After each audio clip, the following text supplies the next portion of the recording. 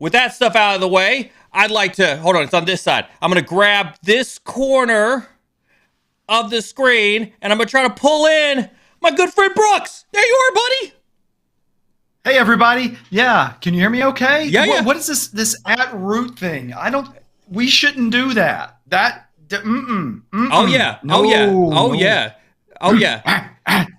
So that's all you would hear for 2 hours. So you just Beavis for 2 hours. So since you asked, right? So my wife is a health nut, right? Super health nut. She found these, right? And you haven't seen one of these yet. Look at that can. No, tell me about it. Look at that. Little digital, little arcade access. Super nerd can. And of course, it allows you to get root. See the hacker reference there? Just what you want. Just what you want Neil to have when he's in your organization. Yeah. But it's an all natural. It's an all natural energy drink without any of the side effects that come from like a Monster or a Red Bull. Yeah. You see that look, guys? You see that look? There it is. Whoa. Listen to all the kids out there that don't recognize the gray hair. I am 51. When you turn 50, all of this breaks and doesn't work right. So you have to go the healthy route. You don't have a choice. That's why I went. Because getting something healthy I don't know exactly how I would act on something like that, but the fact that it's healthy, heck yeah. Hell yeah. You need to send that this way, son. I am. I'm gonna send you a case of root. I'm gonna talk to my guys. I'm gonna send you a case of root. This stuff is and again, I encourage anybody in chat who's gotten their cases. I saw some people post up on Instagram today that they got their cases. Give your feedback on this stuff. But I love this stuff, man. It's pure natural. It's made from like root, like hence the name. It's like kind of a double entendre sort of thing. It's in a nerd can, obviously, and it's wife approved. So that's important. Yeah, it is. Yeah, it is. Hey, and by the way, this is not a commercial. I am sincerely honest. A healthy energy drink is a big deal. It is. That is a big deal because I don't know, Neil, do you even know what my degree's actually in? Do you actually know what my degree's in? No, what is your degree in? Organic chemistry. So when I read one of those cans that's got all that stuff in it, I'm like, that's a big molecule. Yeah, and some of those drinks, when you really look at them and you see what's in it, that's some bad news, man. That's got some. No. So yeah, I would love to try this stuff. That sounds interesting. I'm gonna send it to you.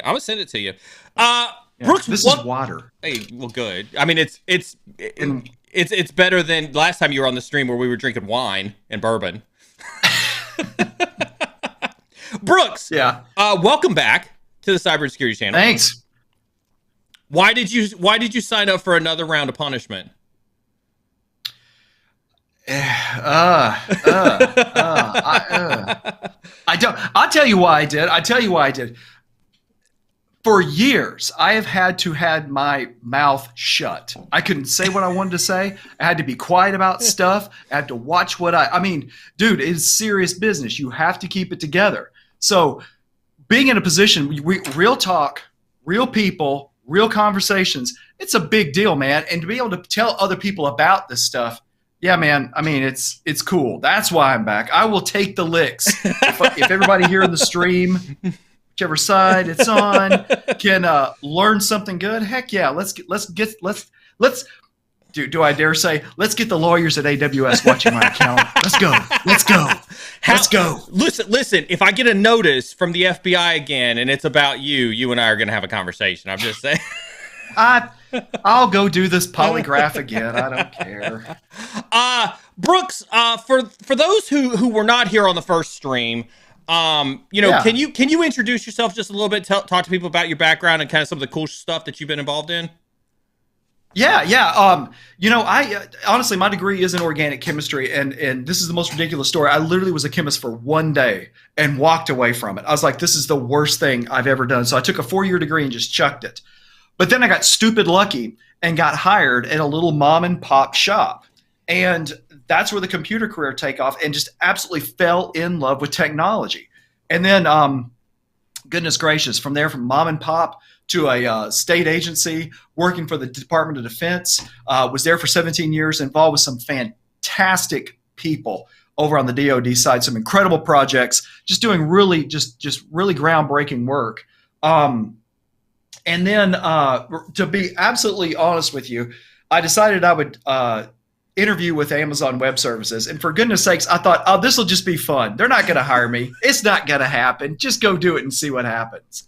And that was just me. I just did what I normally do. And then they made me an offer. And it was the funniest thing because I told my wife the details of the offer. And I said, I'm going to be traveling 75% of the time. She literally was like, and you said yes. And that was that. So for 3 years, yes, I was inside AWS and I saw the stuff that happened. Really phenomenal opportunity. Good and bad, like most companies. My current company is an exception. And Neil and I can talk more about that later. And then, honest to goodness, I had this crazy recruiter from this company called INE call me. And I was like, okay, I'll listen to this guy. And then I listened to another employee and I was like, oh man, I should have never listened. I should have never listened to these people. And then that guy laughing in the background got on the phone with me. I was like, God darn it, why did I talk to these people? This is brilliant. And that's how I ended up where I am. So a couple of decades of experience, everything from programming to architecture to a little bit, not deep into security. I was a guy who usually was breaking stuff, but most of my stuff has been development. And then at AWS, just pure training, just getting out there, talking to customers, doing almost essay work in some cases, just all over the place. And really just a passion for cloud and what it can do if you know if you understand what cloud is, if you treat it correctly, and you don't treat it like it's a panacea. What is a panacea, Brooks? What is a panacea? That's what they're selling right now at these cloud providers. They're like, oh, it'll do. No, slow down, bud. Slow down. Easy, hold the roll. Look, okay, cloud is a marketing term. It's externally hosted IT services. Yeah. That's it. Yeah. It's externally hosted. Now, they do a lot of stuff for you. Don't get me wrong. They do a lot of stuff for you that's really, really cool. They open up a lot of services to you. But don't you think for a second that you can be irresponsible, you can do bad configurations, or you can be sloppy, or somebody like Neil's going to come and get you, or you're going to have to hire Neil to come undo what you did. Okay? That's how this stuff works. So you've got to be careful with it. You've got to understand with it. And you've got to realize, and I've said this before, I said it on the last stream, it is a business strategy. Yeah. It is not an IT decision. It is going to affect your whole company. Your whole company gets involved when you do this stuff. So don't just walk in thinking, oh, we're going to throw a workload up in the cloud. That's the first mistake right there. And it's funny. It's funny you mentioned mistakes. Right, it's funny you mentioned mistakes. Let's go ahead and jump into a couple mistakes because I know you're super excited to talk about a couple of these. See if I can remember how to do this right. I'm scared already. I'm scared to see what's going to come up on the screen. So for those who were not aware, right, the data, the data of 3 million elderly citizens was exposed in a Brooks. It was a cloud security oversight. Would you like to guess? Wait. I'm letting the Newosphere, for all you Warhammer fans out there, I'm letting the Newosphere send me it was an S3 data breach. Somebody set a bucket to public read. How close am I? How did you guess, Brooks? It is researchers at security firm WizCase discovered that a misconfigured Amazon S3 bucket meant that the data, including users, surnames, emails, and phone numbers, were open to the internet. If you don't think those security companies aren't constantly scanning the S3 landscape for those publicly readable buckets, you don't know what's up. I mean, and the thing is, here's the thing, Neil, about that. You have to intentionally make that bucket public because by default, they are secure. Yes, ladies and gentlemen, S3 buckets by default are secure. You have to go, yes, I want it to be public accessible. Like you have to click hold on. Take a step back because I don't think I heard you. I think that was in my bad ear. Did you say that you have to click a button that says make the S3 bucket public? If you don't know the API call or the little script, Yeah, you go into the console, you go, and then you can make it publicly read up. You can make it public read. Yes, you can. Yes, you can. Wow. And I guarantee you, it happens because people are lazy. Is the number one reason, and they're not security conscious. Is the number two reason. Actually, those two things go together. It's probably something like this. They had a bunch of data. They needed to share it with an external agency of some sort. They couldn't figure out how to do it. So somebody said, just make it public read only. It's fine. Once they get done with it, we'll take away. And then someone forgot how to do it. Somebody forgot to do it. Is what happened. Now, you and then say, along comes a scanner. You say that you say that, and it feels kind of cynical. But how real is that? Like, is that a real use case that you've seen? Oh yes, absolutely, that's real. Absolutely, that's real. Because Neil, it's so easy to do. I mean, it's 4 clicks of the mouse, and you can make a bucket. Well, it's a little bit more than 4, but it's really easy to do, and you can make a bucket public read. It's not that big a deal to do. And when you're need to sharing data and you can't figure out how to do it, or it's a lot of data, sharing an S3 bucket is really a really fast way to do it. But here's the thing, and anybody in security, by the way, for everybody on the stream, here's a quick little lesson from Pop Pop. When it's easy, it's probably insecure. Guaranteed. Okay? Somebody add that one as a quote. When it's easy, it's probably insecure. You better believe it. You better believe it. I mean, and honestly, Neil, that does happen a lot more than people want to admit. Now, there's ways you can do it safely. Don't get me wrong. There's a safe way to do it. But if you're not thinking security, actually, security should be job zero. Job zero. That's the very first thing. If you do it correctly, you can get away with it and you can do it safely. But if you don't know what you're doing, guess what? I guess, but here's my question. Here's my question, though, Brooks, right? I mean, discoverable, misconfigured S3 buckets, that's not new stuff. Like, we talked about this last year. We talked about this last stream. We talked about it year before that. Capital One got fined $80 million, for their S3 bucket malfunction, right? It's been a multiple year long problem. Why is it still a problem? Education. Period. Bad training. Not being security focused. It's all there, Neil. It's all that stuff right there. And when you get right down to it, you've got to remember, I've heard people say before, oh, well, why am I being allowed to do that? Why does an AWS do that? Well, guess what? AWS is not a security company. They are a cloud provider, okay? And what they're doing for you is giving you that capability because you may need it. And so they have it available to you. So if your training is not to where, if you don't have the education within your department, if you're not security focused, those things can happen. I know. See, that's the thing, Neil.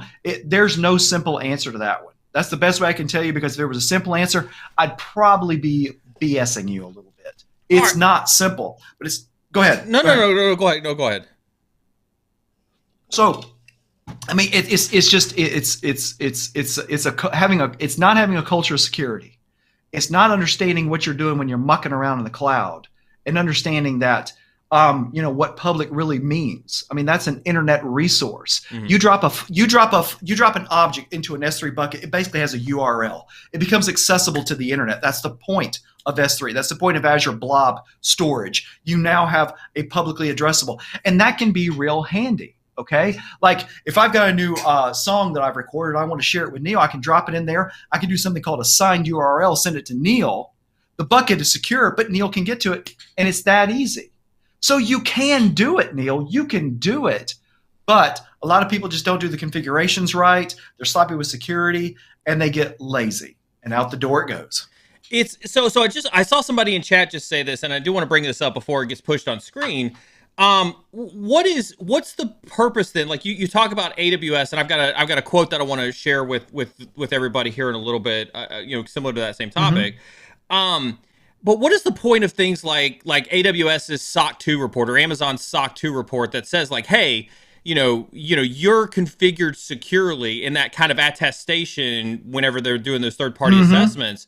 Like, what's the point of those SOC 2 reports if misconfigured S3 buckets are known security vulnerabilities? Okay, that's the problem. That is the problem right there, Neil. You may want to have it configured that way. There's nothing saying there may not be a company out there that needs that configured that way. They need publicly readable S3 buckets. And there's a whole host of reasons. Think about images. Think about you want to create your own little website that's reading out of an S3 bucket to put your family photos up on your own personal website. Now, there's a great reason to have public read. So you need to be able to do it. But then somebody dumps a bunch of PII into a bucket. There we go. Now we're at the root of the problem. It's not understanding what you're doing, and it's not being security focused all in one. Now, that letter of attestation you were talking about, remember, they're not a security company. They're a cloud provider. So they're telling you all the back end stuff is in great shape, and it really is.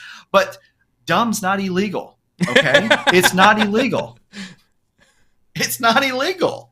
And if you do something dumb, you get to take the data breach walk of shame.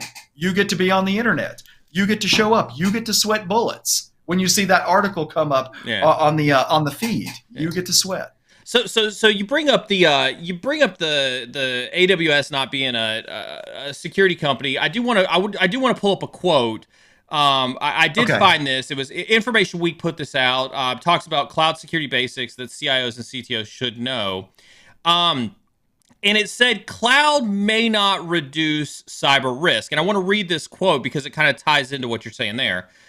Quote, AWS, Microsoft, and Google are creators of infrastructure and application deployment platforms. They are not security companies. This was Richard Bird, who's the Chief Customer Information Officer at Ping Identity, which I'm sure we've all heard is the kind of the identity and access management company. He goes on to say, the Verizon database incident report says that 30% of all breaches are facilitated by human error. That same 30% applies to AWS, Microsoft, and Google. Cloud cost reductions don't come with a corresponding decrease in risk. Is that exactly? I'm sorry. I didn't even ask your question. Then I'm going to jump in there. I was going to say, is that true? And is that a common misconception about cloud that CIOs have? Absolutely. Now look, it's a two-edged sword. Let me explain what I mean, okay? Now, let's compare on-prem to in the cloud. We can talk about AWS because that's what I know is AWS, okay? On-prem, there's a lot of stuff over here you have to be aware of. You have to patch operating systems. You have to watch your network. You have to make sure you don't have, you're doing intrusion detection, all sorts of stuff over here. Over in the cloud, a lot of that stuff is taken care of for you. Now, by the way, over here, let's talk about AWS again, being very specific. They have some of the best security people in the world. They have security people that small mom and pop shops that are using cloud, medium-sized businesses, they can't afford these folks. But keep in mind, they're watching, what did they say in the article? An infrastructure and the applications they provide. They've got those on lock, okay? And they're doing everything to keep them protected. But again, dumb is not illegal. You may do something silly. You may do something foolish. So you still have to practice security in the cloud. It is still there. It does not go away because you still have to do it. You still have to do it. And why would you want to farm that sort of thing out anyway? Well, to your point, you should have sharp security people on your staff. Let's play devil's advocate for that one for a second, though, Brooks, because you do have folks like Microsoft who run massive outwardly facing security organizations. You said it yourself, your mom and pops who may just be putting up an S3 bucket because they need to share photos for their homegrown, family sharing SaaS application. Why shouldn't Amazon or Google or Microsoft Azure team, why shouldn't they take a more forward-leaning role in security? Because look, it's not free. We just said that a minute ago. You want it more secure? It's not going to be easy. If they start stepping into that security space, they're going to have to start taking ownership of those applications. They're going to have to start doing it. They're going to have to start prescribing, you better do this, this, and this. Now you're going to be down to letter of attestation again. You're going to say, look, we said you were okay as long as you leave this stuff setting like this. Now you got your hands tied, okay? You can't be artful anymore. I can't write code the way I want to. If they're going to move into that space, you're going to have to compromise yourself. Now, I'm not saying that's a bad thing. If it's a little mom and pop shop, let's say they're running, they could be selling anything whatsoever, right? And they want to have that website up there. And they reach out to Microsoft, they reach out to AWS, they reach out to GCP, and they say, we want your full security sort of check on everything we're doing. That check is going to come back with, I guarantee it, you got to change this, and this. And you got to do it, or else you're not going to be safe. Okay, we don't want to make those changes. Make those changes for us. Okay, give us permissions. Now they're in your stuff. It's the same thing, Neil. It is the same thing. This is one of the biggest questions I've gotten. How come it is when I stand up an EC2, a virtual machine in Amazon, AWS, I can see the CPU, Mm-hmm. I can see I/O, I can see a whole lot of stuff. I can't see memory consumption. Mm-hmm. Why is that? Here's why you can't see memory consumption. Because if you allowed AWS to walk that memory to figure out how much memory you have available, they're in your memory. Does that They're put them in in your data. are you trying to say then that because they have access to your memory, then they own some liability should the contents of that memory? If they did it. If they did it, they do not do that. That's why you do not see memory as a metric inside CloudWatch. That's why it's not there. Now, you can enable it with a Python script, but it's going to be within your own account. They're not going to be coming in to do it. If you allow them in to securely watch your memory to make sure something like you don't have a buffer overflow, they're in your memory, folks. They're sitting there. And that's why they didn't do it. Smart on them. Smart on them to say, So I think, Neil, in a lot of cases, they may offer that as a service, but they're going to throw that wall up and say at some point, okay, stop right there. We don't go through this wall. We will not come through here. We're not going to do it because now we're in your business. And that's a bad liability for them. How many? Let's bring this back around to the S3 buckets and to this data breach thing, right? Because I feel like this is almost deja vu on the ransomware conversation we have in cybersecurity. It's going to happen every single time. We're going to have this conversation 4 or 5, a dozen times in a year. Who's out there helping? Who's out there helping companies try to figure out how to secure their data in Amazon? Like, what's going on out there? As far as, okay, look, you've got all sorts of little consulting companies out there that are willing to step in and see what's going on. They're out there. You got individuals doing it. You got companies do it. And some of them are fantastic. And I don't want to name them. There's like a big one in Chicago that I've worked with that I was actually helping their new folks just coming out of college, just beginning their careers, just going out to do cloud consultation. Fantastic folks. Really fantastic. However, and I would like to get your opinion about this, Neil. You're the security guy. I say don't farm out the lowest levels of your infrastructure. You're going to have to own it. You've got to own it. You just can't give that away. So there's companies out there helping people, and I'm talking about the hands-on stuff. Yeah. The next level up, and I think this is the more important level, the companies that are trying to teach you how to do it right. Right. How to actually have the knowledge to do it correct. Look, Neil, I don't know how long you've been in the business. I've been doing this since 94, 95. Dude, security breaches have been around forever. They've been around. Y'all, let me just not just talk to Neil. Let me talk to everybody on who's watching. Y'all, it's been around forever. It's not going away. And the reason it's not going away isn't because of technology or you don't have the right tools or something like that. It's us. We have to be better about security. We have to instill a culture of security. There is a company, Neil, I can tell you about. One of the first steps after I spoke to them, I said, you have a culture problem when it comes to security. They went to the security team and they told them all, you can't sit together anymore. And they were like, what do you mean we can't sit together anymore? It's like, look, you're going to go sit with the teams you're supporting. Yeah. So literally, they had to go sit with the developers, the database folks, the network folks. It became a culture of security. And about 9 months later, I got to go back, and it was just like, wow. Like the people who were upset about the security people coming around, who had the knowledge, this thing I'm telling you that it's missing, that people are messing up about, they had that knowledge.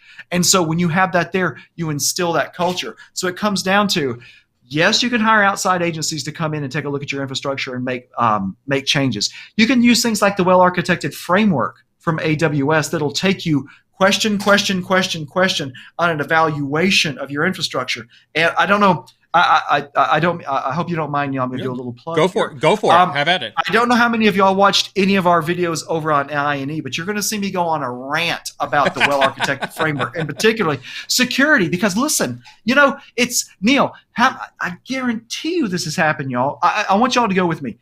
We're sitting in a conference room. We're going through a security presentation. Neil is the external guy coming in to make sure everything's right. I guarantee you this is how he's going to do it. He's going to start off asking a question.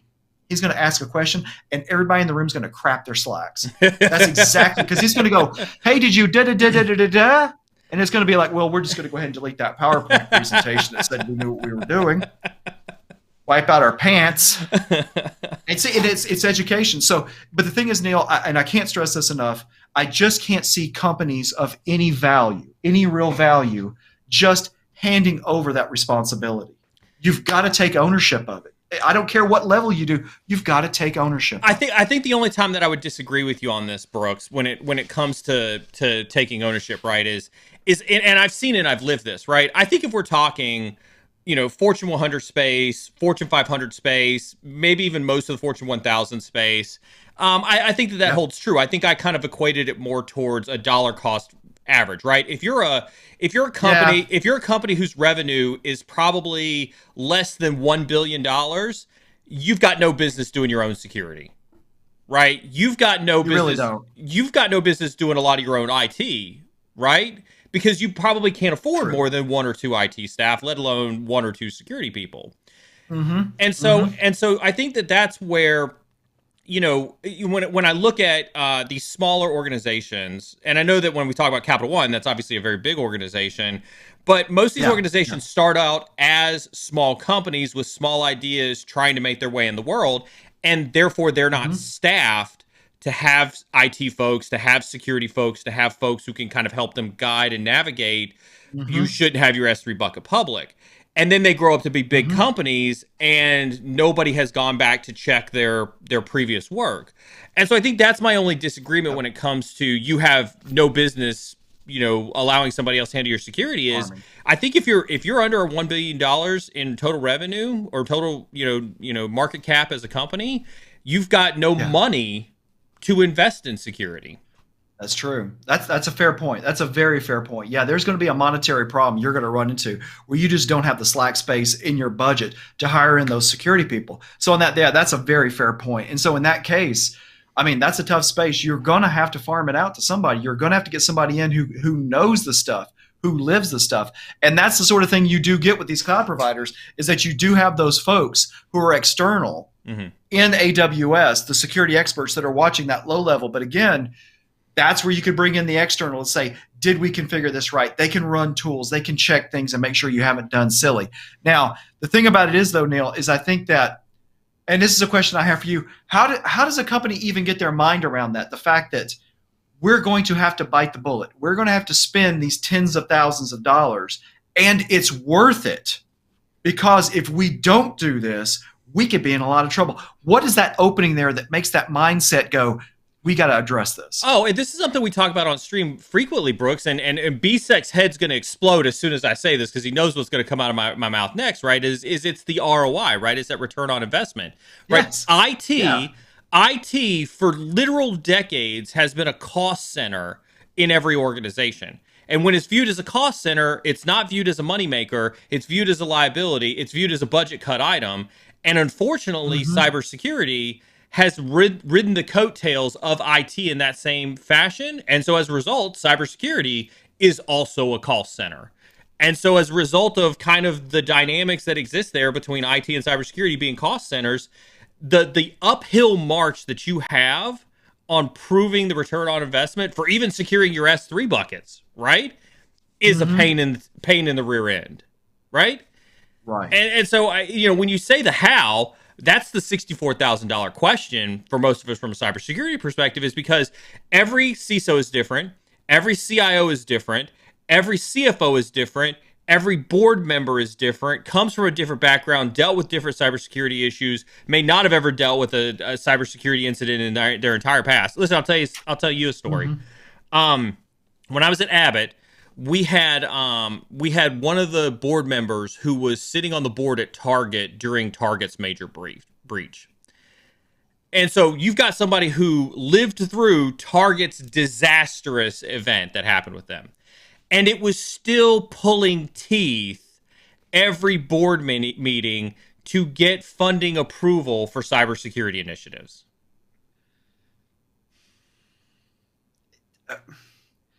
Okay, so you've been burnt by the fire. You've been burnt. Like you actually have scars on you, and you're going to stick your hand back in it. I get it. I really do get it. I do get it. But look, it's kind of like what's the right way to say? It's okay. If you're going to go out in the woods and you okay, I live in hey everybody, I live in Central Alabama. If you go out in the woods and you do not have proper boots on, because those boots are hot, they're not comfortable, da da da da. I get what you're saying. Oh, and they're expensive. I get what you're saying. That's a rattlesnake over there. That is a rattlesnake. Or worse, it's a copperhead because, and God, I'm such a redneck that I know this stuff. Copperheads will lay quietly. I've nearly stepped on one. Like my foot stopped here, dude.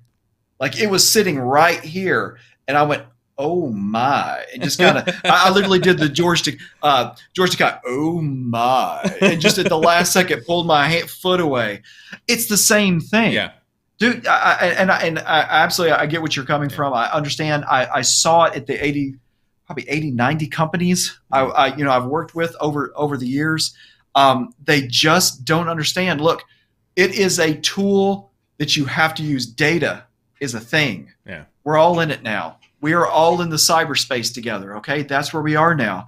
And you've got to protect yourself. You got to put on those snake boots. Mm-hmm. And I know you didn't want to buy them, but gosh darn it, when you get bit, yeah. Ooh, it's going to be worse than if you just gone ahead and bought the boots, yo. Yeah. Just buy the boots and put them on. Just buy the snake boots, people. Buy the snake boots. Speaking of snake boots. Buy the snake boots. Speaking of culture, Brooks. Speaking of culture, I want to pivot. Oh, ow! This is gonna hurt, isn't it? Oh, this is gonna hurt. Brace yourself, because you lived this life. You lived this life, Brooks, and so I want to. Oh no! I want to. You're not gonna do what I think you're gonna talk about. Well, hold on, because I gotta lead into this story, right? So yesterday on my Tea with a Hacker stream, I had a news article up from the CEO of wealth management at JP Morgan Chase, and she came out and she said, new graduates should expect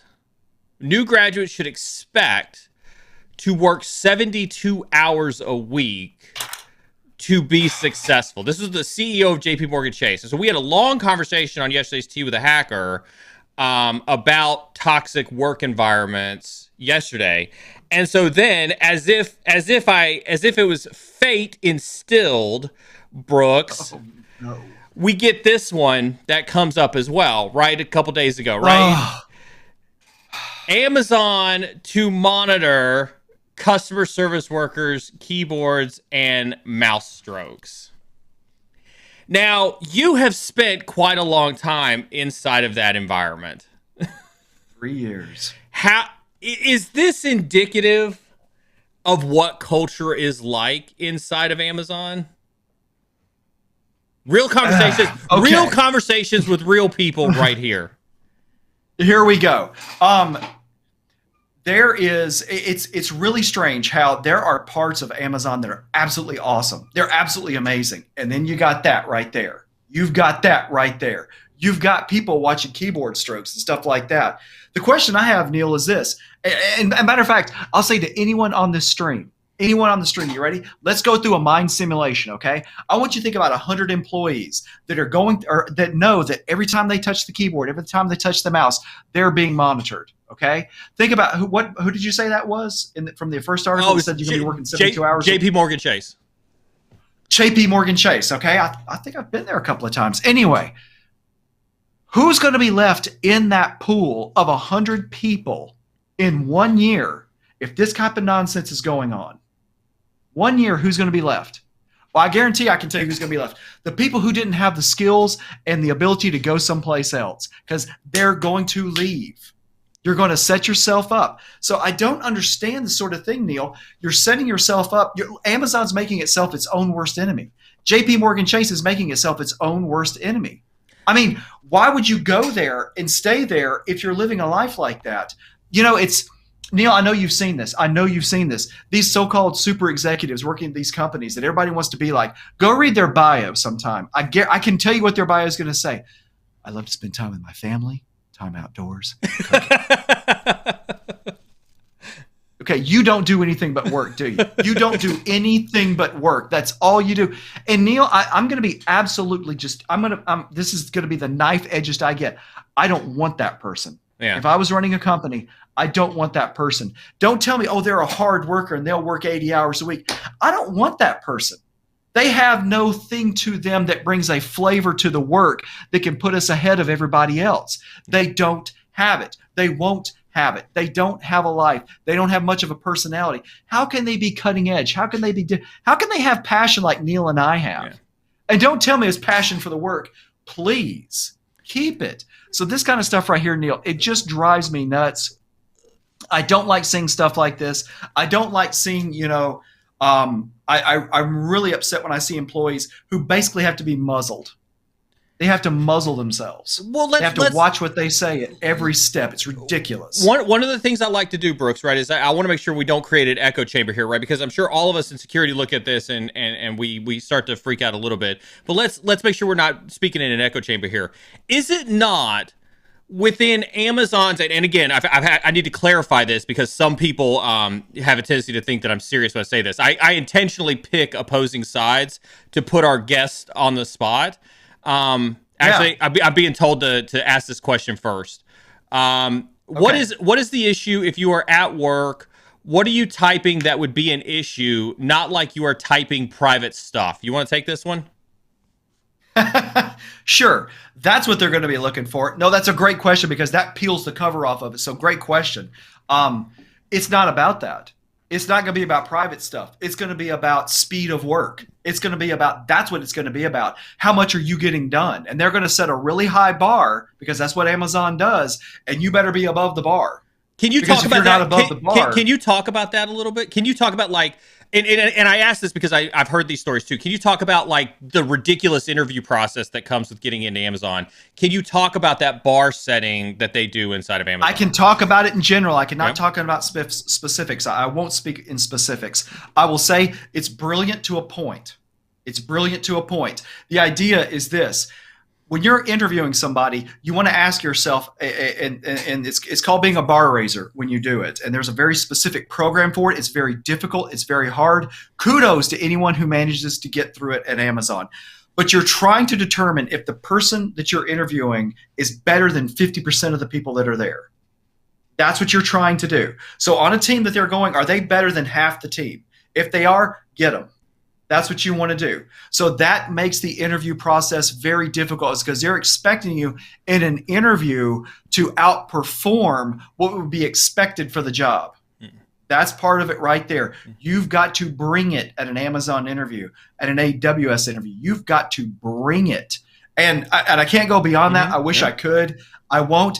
The stuff that happens in there is absolutely brilliant, though. They're brilliant for what they've done. Kudos to them. But you can also play a game in your head, Neil. Where are we at 10 years down the road if we're doing this? What are we left with? Mm-hmm. Who's on the team? And that also means that if you're racking, and this is not something that happens at this is lots of companies. They'll rack employees. They'll say best to worst. Yeah. Well, guess what? If you've got an awesome team and you tell these three down here they're not doing well, come on now, think that through. But that's what because they'll get so involved in the process. They'll get so involved in just, this is how we do things, that's when the wheels come off. So to your question, it's not going to be about the private stuff. It's going to be about your performance. They will keep track of that. It will come up at the yearly reviews. That'll come up at a quarterly review. And then they will try to raise the bar, and then people will be just working like crazy. So I think on the one hand, you're right. I don't think they care about the private stuff. It's going to be about performance.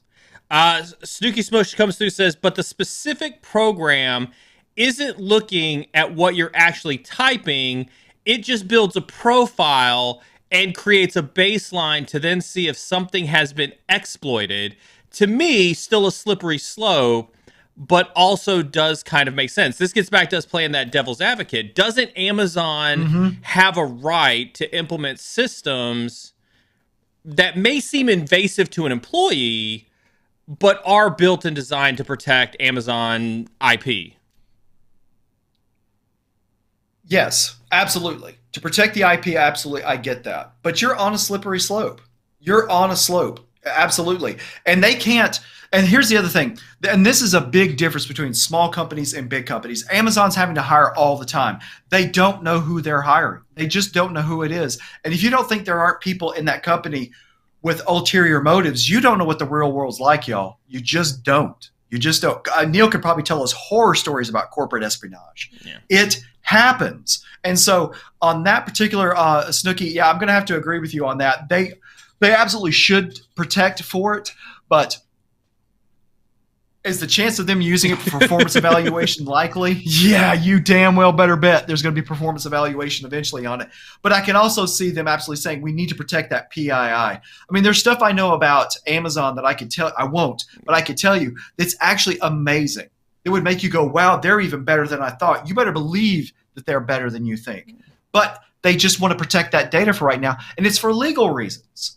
They don't want to put out stats and capabilities that they're worried they can't meet. Yeah. So somebody could leak out some sort of data, it gets out there, then they have to reel it back in, all sorts of trouble. So on that one, Snooki, I'm going to half go with you on that one. Yes, I agree, but at the same time, that's a slippery slope. So I think you're smarter for saying that, Snooki. Amazon catches a lot of flack, right, in these conversations because of this, because of Sidewalk, because of rumors of, factory, I shouldn't call it rumors, just the stories of factory, warehouse workers peeing in bottles and things like that, right? From your perspective, from being on the inside, does Amazon get a bad rep in that regard? Yeah. In some ways they do, and in some ways they don't. I'll be, and a lot of it depends on the team you're on. From team to team, it can be completely different what's actually going on. You see, I mean, the processes are all there. They're all there. All the things the same. But you can get a bad manager. Any company can have a bad manager. I mean, give me a break. And a bad manager with a set of tools can turn them into weapons. Mm-hmm. I mean, there's actually a very famous story of a team that just about imploded, just about completely imploded because of a bad manager. It was addressed. It was finally addressed. But the point is that, it just depends on the manager and how they're using the leadership principles and things like that. It's very easy for something bad to happen, though, Neil. That's what I want to say about that. It's easy for an absolute maniac to turn into a horror inside AWS. And they really should, in my personal opinion. Jeff said, as he stepped down from CEO, one of the things he wanted to do was focus on getting out there and improving the experience of the employees. If he really gets serious about that, that could be a game changer for them, because right now, Amazon's worst enemy is Amazon. Is that throughout the entire organization, from the warehouses to corporate staff to corporate functions to trainers? Is it systemic? It varies. It varies. It varies. And that tells you that actually there's a level of health to it. Because if it was just across the board, you just have a sick company and they wouldn't be doing as well as they are right now. They just wouldn't have it. But it is in pockets they've got it. It tends to get addressed and dealt out and worked with. But for anybody who's in those moments, for anybody who's in those experiences, I will tell you it is gut-wrenching. I've mentored people through some real horrific stuff there. And I was pissed. I was really pissed. I was angry, Neil. And I mean, when that happens, and this is about people. I mean, Neil, you know me, I get very defensive of my work family. Yeah. I will get in a fight with people about stuff like that. So that's where I went with a lot of these cases. I was like, this person should not be in this situation. This is utterly ridiculous. This is wrong. And it generally gets dealt with. It generally gets taken care of. Cyber Lotus comes through. This tracking reminds me of the Snowden fiasco a few years ago. Isn't it unfortunately just the path of the future to have everything monitored? Not saying it's right, just being realistic. Yeah, it's happening. It is absolutely happening. And I think it's funny because the thing Snowden did should have been monitored. So it kind of shows you. I'm sorry. The way it's supposed to happen is if you plug something into a device, there should be a monitor go off somewhere that says, so-and-so just plugged something into a device, go get them. Okay? That's what's supposed to happen. Are you sure? Are you sure? Yeah, I mean, are you sure about that? Like, is that the right, like, is that your cybersecurity brain speaking, or is that you're running a company brain speaking? Is that the type of culture? Are you not channeling Amazon when you say that? Oh, now Neil, you've just walked into something, brother. You just walked into something. Now, what do I want as a company? Do I want a bunch of drones that are doing just what I want to do? Or do I want to have a bunch of people that I can go on vacation for a week and I go, I'm not worried about it. They got it. That's my team. They got my back. Whoa, Guess what you're going to create in a monitored environment? You're going to get the drones. Because if you don't communicate, I trust you. But that's good for cost. That's good for cost. It drives costs down when I have drones. Yeah, it might drive cost, but what product and what kind of a service? You're not going to get the extra, man. You're not going to get the extra. Look, dude, when it was with the Marine Corps. I was working them through some stuff. We catered the hotel. I'm sorry, y'all. You're going to have to go with me on a little bit of a story here so I can answer Neil's question.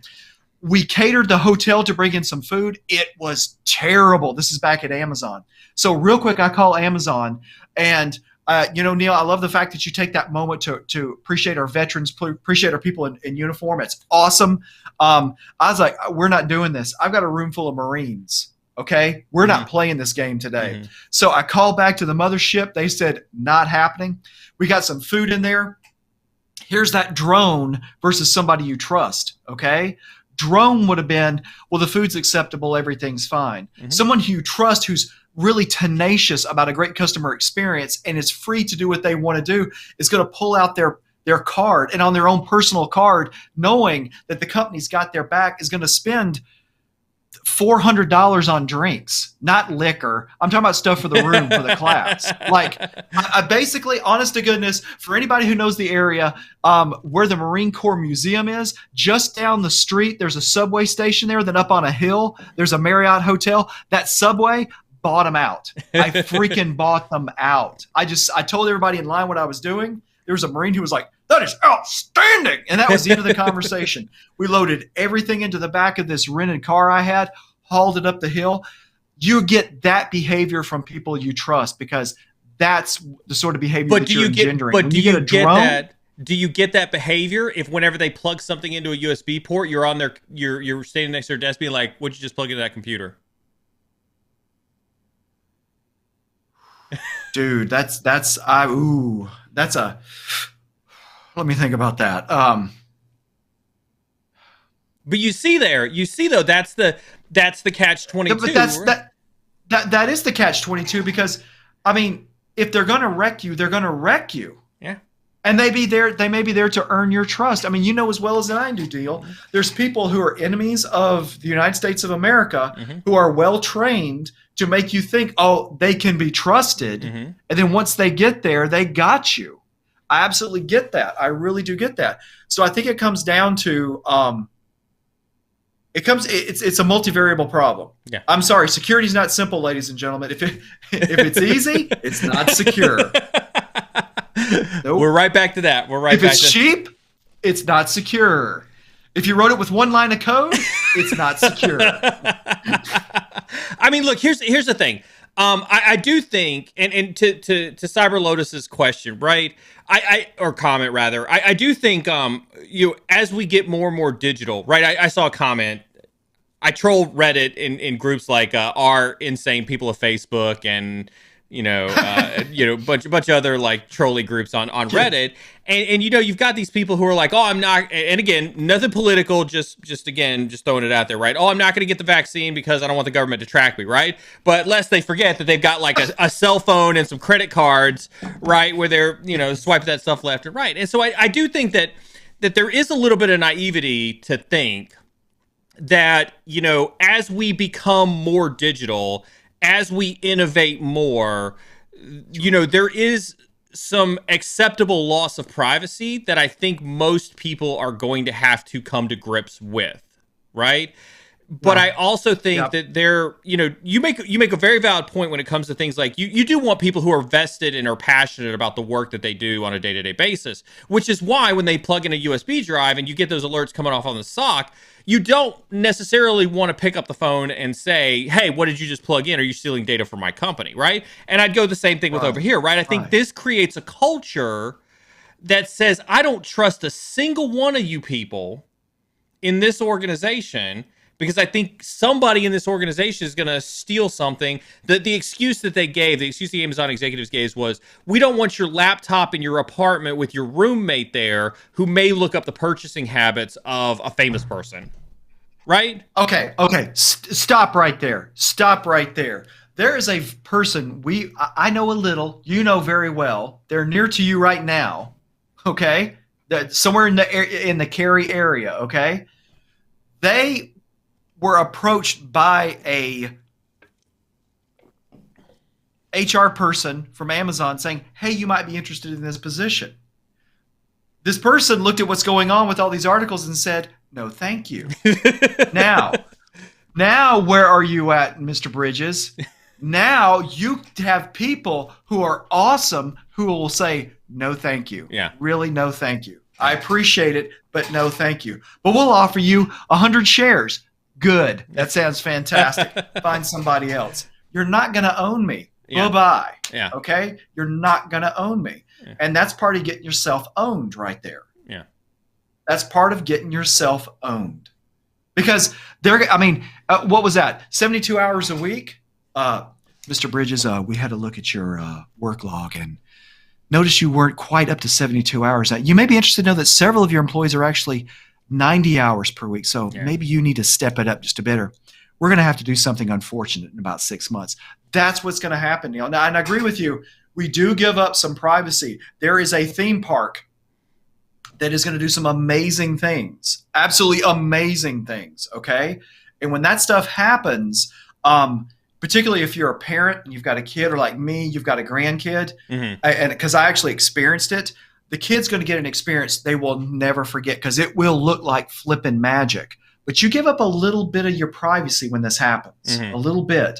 And to be honest with you, and for y'all out there who don't get what I'm talking about, to see my granddaughter's eyes light up the way they lit up, to know that there was something else going on, keep it. I don't care. That was worth it. Don't think that mouse wasn't going, "Oh, gotcha, Mickey, gotcha, Bruce." Give me my money. Oh. Give me my money. Thrash just comes in. My sister-in-law's hospital staff all now wears tracking devices. The nurses are required to spend 2 minutes at bedside per visit. The device actually tracks that. See, this gets back to what you're saying, though, right? Is we've taken, and again, I want to be careful, right? Because this is a slippery slope even for the stream, right?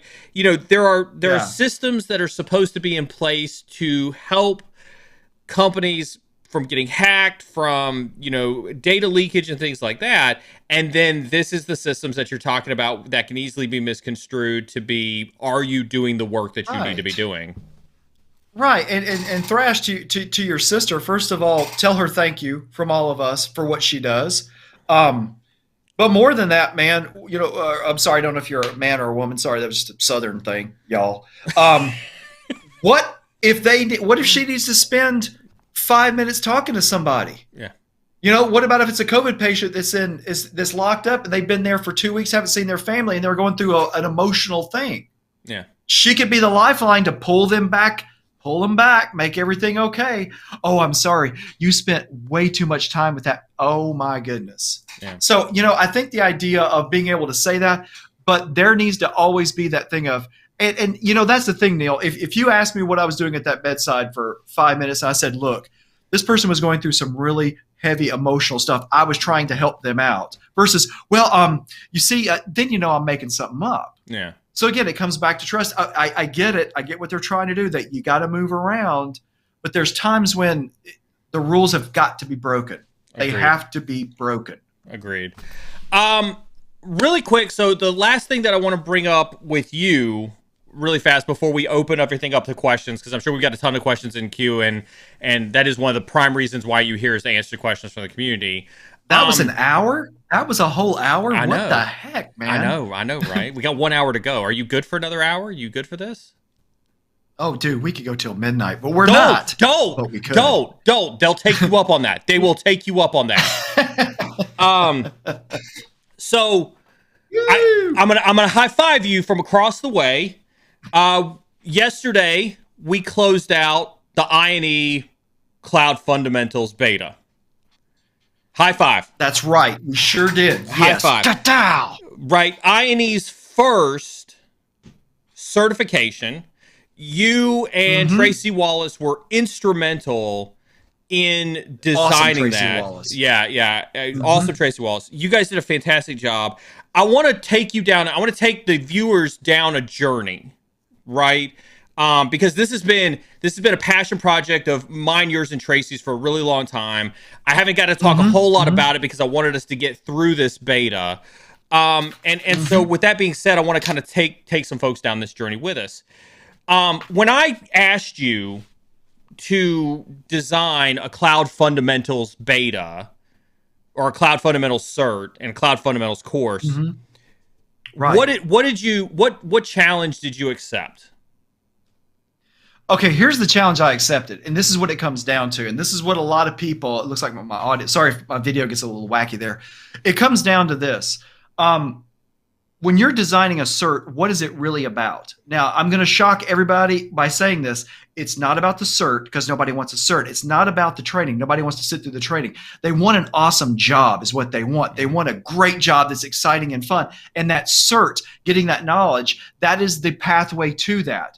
So why on earth would we think that we needed to create our own cert when you've got AWS, Azure, and GCP? Well, this is why, and I can actually kind of, probably not going to come up in enough resolution where you can see it, but I wrote it down from earlier. Here's the point. We started from the question of, what do you need to know to be able to get that awesome job? What is it when you go look out there on those job boards? What are they asking for? What is realistic? What do you need to know? For example, the thing I was going to show you right there, if you go sit in AWS class, they start talking about infrastructure as code, you're going to hear CloudFront, maybe a little bit about Chef, and that's going to be the end of it. Well, here's the fact of the matter. You go do a search on most engines, and they're going to be looking for Terraform and Ansible is going to be 1 and number 2. That's what they're looking for. And so when we started building these certs, we start from there, and then we work our way backwards. That's the idea. We want to give you material and training so that when you go out and you sit for these, whether it's the interview or you're actually sitting in the seat, you actually know what's actually going on out there in the business. Now, that said, I need to be clear about something.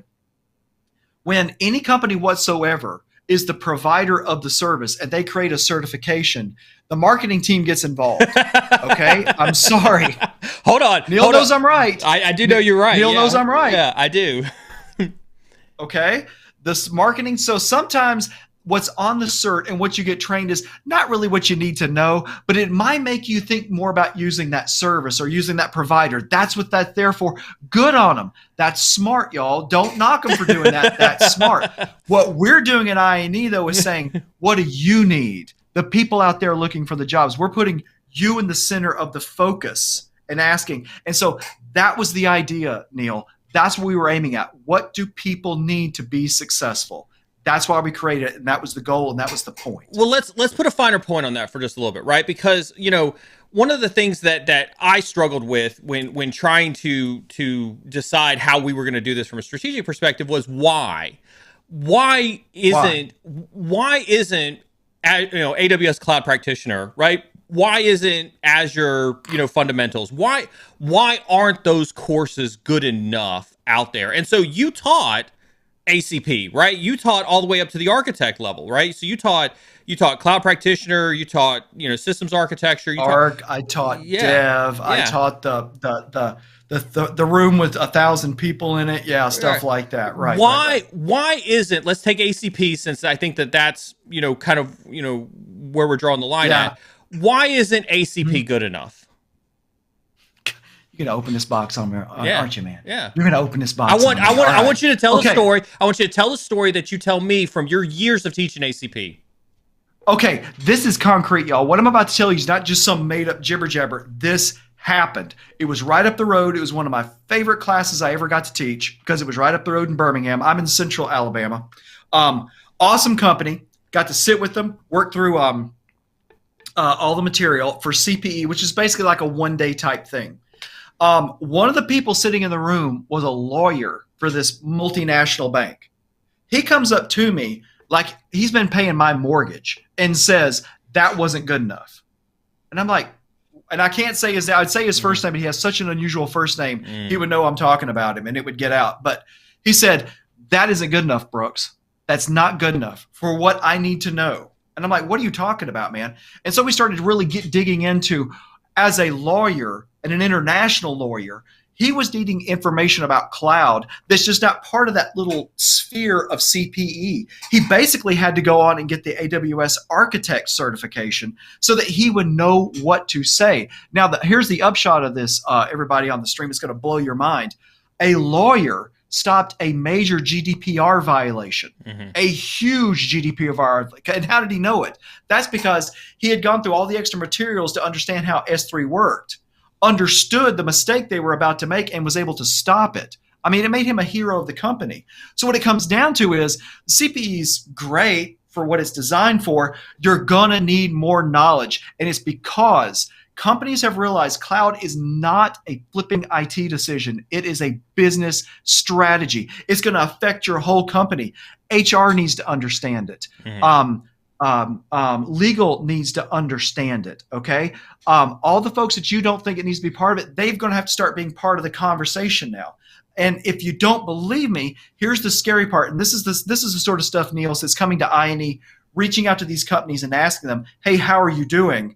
It's not a bell curve of we're doing terrible, we're doing great. It's a Pareto distribution where it looks more like that. We've got a lot of people doing terrible and you got a lot of people doing great, and there's a wasteland in between.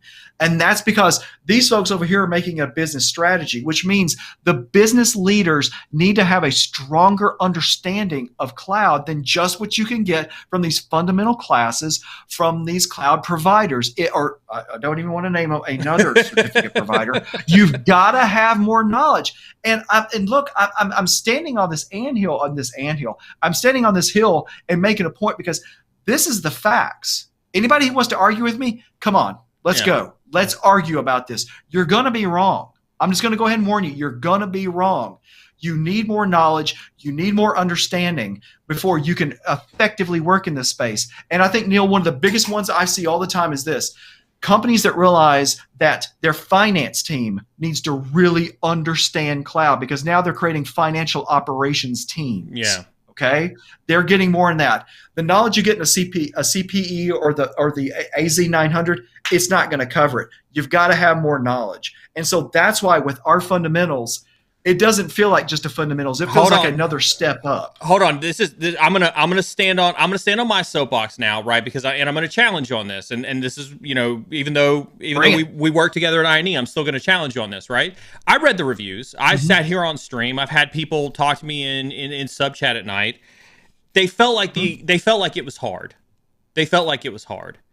If you're saying to me that cloud is a business decision and you're saying the finance people need to be able to understand these fundamentals at this level, if the lawyers need to be understanding fundamentals at this level, why did you and Tracy make a course that this community of cyber experts that we're cultivating here on Cyber Insecurity, when they look at it and say, God, I didn't think that was a fundamentals exam. Why did you do that? We did that because that is where you're going to have to be looking at the market right now. That's where you need to be. That harder, more difficult material where you've got to think more. You've got to do analysis. For example, you've got to do analysis on our exam. It's not just it's just a multi-choice. You're going to have to think about what's there because guess what? In the real world, you've got to think about what's going on. When you're in that boardroom, it's not a multi-choice answer or you're going to get fired. You got to think about it. We made that. Neil will fire you. Neil, you should rightly fire me if I go with a B. It's not that easy. We're going to make you think because you have to think. And we're doing this not because we want to be mean, because God darn it, we love y'all. We want you to be successful. And we have to get a little bit aggressive about this stuff so we can put you in the place where you're going to be successful. And oh, by the way, when you go into that interview with this level of knowledge, you're going to set yourself apart, head and shoulders from the competition. So that was the other reason we did it. We want you to be successful when it comes to cloud. So even at the fundamentals level, we raised the bar. Oh, did I just say that? Yes, I did. We raised the flipping bar. We intentionally made it harder because we want to make it something that you can hang your hat on. and say, yes, I did. I passed this sucker. I mean, Neil, you know as well as I do, when somebody gets a CCIE, that's a big deal. Oh, yeah. You write that in giant font next to your name. Oh, yeah. We want our certs to be the same way, not just because we want to be the big boy on the block, but because we want to give our customers a certification, our clients a certification, so they can hang their hat on it. And to do that, Neil, it's got to be a hard certification. It's got to be hard. I'm sorry. If you want easy, there's lots of choices out there, and everybody's got one. And guess what? You're a dime a dozen, just like the rest of them. You want to set yourself apart? You want to look unique? I got something I can show you. All right, so here comes some of the hot seat questions, and of course, there's some folks on stream who've taken your course, so hopefully you're strapped in for this one as well. Callie Beefcake was one of those. I didn't realize there were questions and knowledge that were not in the course going to be covered on the test. Now let's draw a line in the sand. We're not going to do any test compromise. We're not going to talk about any specific questions or anything like that. But can you address this comment from the audience? Yes, that is an analysis question. Okay, that is an analysis question. If you watch all those videos, there's almost like metadata in it that Tracy did, where he's pointing at other things that you need to think about. Any company that's worth their while when it comes to trading is going to tell you you're not going to get 100% coverage. Okay, if they do, they're lying to you. You can't do that. All right, you just can't do it. You've got to think on your own. You got to do some reading on your own. You got to stop and step out and read some of those articles and stuff like that. But we're going to make you do that. We're going to make you think. We're going to make you be more critical and do analysis when you're watching these. Again, Callie, to what you've got right there, that's my granddaughter's name, so awesome nickname there, Callie. That I want you to have that knowledge, okay, Callie? I want you to be able to go, okay, that wasn't covered, but based on this, this, and this, I can synthesize an answer. I can come up with the right answer. That's the critical thinking you have to have going forward with your career and into this space if you're going to differentiate yourself and be somebody unique and somebody who's employable and demands and earns the highest remuneration from a company. Callie, I don't want you to be like everybody else, okay? I don't. I want this to be tough. I want you to have to really think about it. I want you to have to do some analysis and do some synthesis based on the other material to come up to that answer. That was the point in doing that, okay? Now I know, and again, without talking too much about what we've got going on the back end at INE, we have a phase 2 of this coming in the future that will have some hands-on labs, based on some other stuff that's happening on the back end. How much, when you look at some of the results that have come out of the cloud beta, knowing that we're going to have some hands-on that's going to come with this course and with this cert in the future, is that going to add to the difficulty? Is that going to make it easier? What do you think that is going to do to some of the results that you've seen when parsing the data coming out of this beta? I'll be absolutely honest with you. I expect it to be harder. It's supposed to be harder, okay? It's supposed to be more difficult. Again, a CCIE is valuable because of how darn hard it is to get. There's a person in this room that would not be able to love to be able to hang that on the end of their name. It's hard to get. So when we start getting into the more real world stuff where you actually have to prove that you can do this stuff. Listen, Neil, you know as well as I do. Well, I don't know. I don't know how old you are, Neil, but let's see how old you are. Do you remember the paper MCSEs? That whole debacle? I do. I remember that. Remember that? Yeah. There was a time, y'all, back in the past where Microsoft Certified Systems Engineer, this is early 2000s, there were paper MCSEs, because what Microsoft would literally do, y'all, is that you'd sit the exam, you'd fail, you'd get up, you'd go to the front, swipe your card, go sit back down, and you'd take it again, and you would play this bingo game until you passed. And guess what? You never even had to touch the material. You never had to load NT4. You never had to load IIS, whatever version it was, or touch Exchange 5.5. So yes, we're going to be asking you, prove to us that you actually know how to find your way around. Now, it's not going to be anything in depth, Neil, okay? I'm thinking again about people like the lawyer up in Birmingham. He wouldn't be expected to stand up a virtual machine. Okay, that would not be something he would be expected to do. But he would be expected to be able to understand, go look at this S3 bucket, find it, and look at the configuration. Can you look here and tell me what the bill is right now? Can you tell me, stuff like that, the basic stuff? So probably not a lot of creation, but definitely a lot of being able to find your way around and prove that you understand the product. A lot of those Or you're just going to be a paper. It's going to be the first time that you see the inside of a cloud console won't be when you show up on the job, because you will have seen it through these courses. Neil, nothing would give me more pride. Nothing would make me happier than knowing that an HR person, a finance person was standing over the shoulder of some Mr. Know-it-all. You know, when I'll log into the console and show you where it is. Stupid idiot. Stupid idiot. And they're going to say to them, I need to see exactly what we're spending right at this moment. He goes, that data's not available. And they go, well, actually, if you go up to the top right and just click right there and go to billing, yeah, we can look at that data right there. Yes! That's what I'm talking about.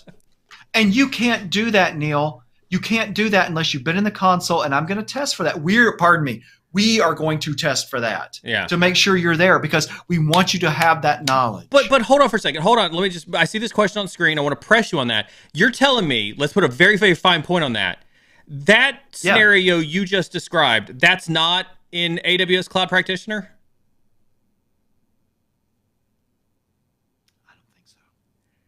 I don't remember, honestly. I don't remember. But here's the thing, though. If it was, you probably watched me do a demo. Yeah. Is what happened. You watched me do a demo. But you never saw it. You never touched it. You never did anything. Well, it depends. If it was right after lunch, nobody saw it. Everybody was, when is this guy going to shut up? What have I done? It's awful. Morrison says, is the material provided to do that deeper dive links to external resources? We're actually in the public. We're going to have some of those links up there. Yes, we are, Morris. We're going to have some of that stuff out there. You can look at some more of this material and get yourself straight on that. Absolutely. But now the thing about this, Morris, is this. I want you to understand there's only going to be a little bit of an addition from that. The way Tracy did this, and this is where I'm working so hard with the other material, is if you look at the other material and you understand the other material, you will be able to synthesize the answer. Mm-hmm. Look, the hardest class, y'all, I took, and I remember my degree's in organic chemistry. The hardest freaking class I took was not organic chemistry. It was not quantum. It was nothing like that. It was painting. Painting freaking killed me because there was no right answer. Like I expected there was no right answer. So you have to figure it out. You have to decide what works. When you get into the IT space for real, y'all, you're going to have to figure things out. This exam is testing your ability to do that. So to be cut to it, Morrison, the answers to the questions are there, but you have to synthesize some. You have to synthesize the answer. We will provide a few extra links for you, but for the most part, it's synthesis, it's critical thinking. Well, I want to harp on that really quick, but before I do so, I want to remind everybody that we are doing a giveaway tonight. We do have 3 6-month Try Hack Me vouchers that we're going to give away. I'm going to go ahead and ask Sec IT Guy to go ahead and start the giveaway for that while we continue to answer some questions. So remember, and again, just as a reminder, the hardest part of doing giveaways is messaging Carmen Mod with your information so that she can get you your vouchers. So make sure that you are prepared when we announce the winners to message Carmen Mod with your information. Real quick, Brooks, when we talk about synthesizing the answer, I want to say that a different way because we talk about this on the cybersecurity side quite extensively, right? One of the problems that we all know we have on the cybersecurity side is this idea of critical thinking. How do we teach critical thinking? Are you telling me that when you and Tracy wrote these courses, built this exam, you found a way to teach in the course and then to test on the exam critical thinking? Absolutely. Because, one of the things you're going to see that you see me doing a lot of the training is that there are times I wouldn't even talk to you about AWS. I'm talking to you about the big picture. And from that, you can garner an understanding and a knowledge that you just don't normally get.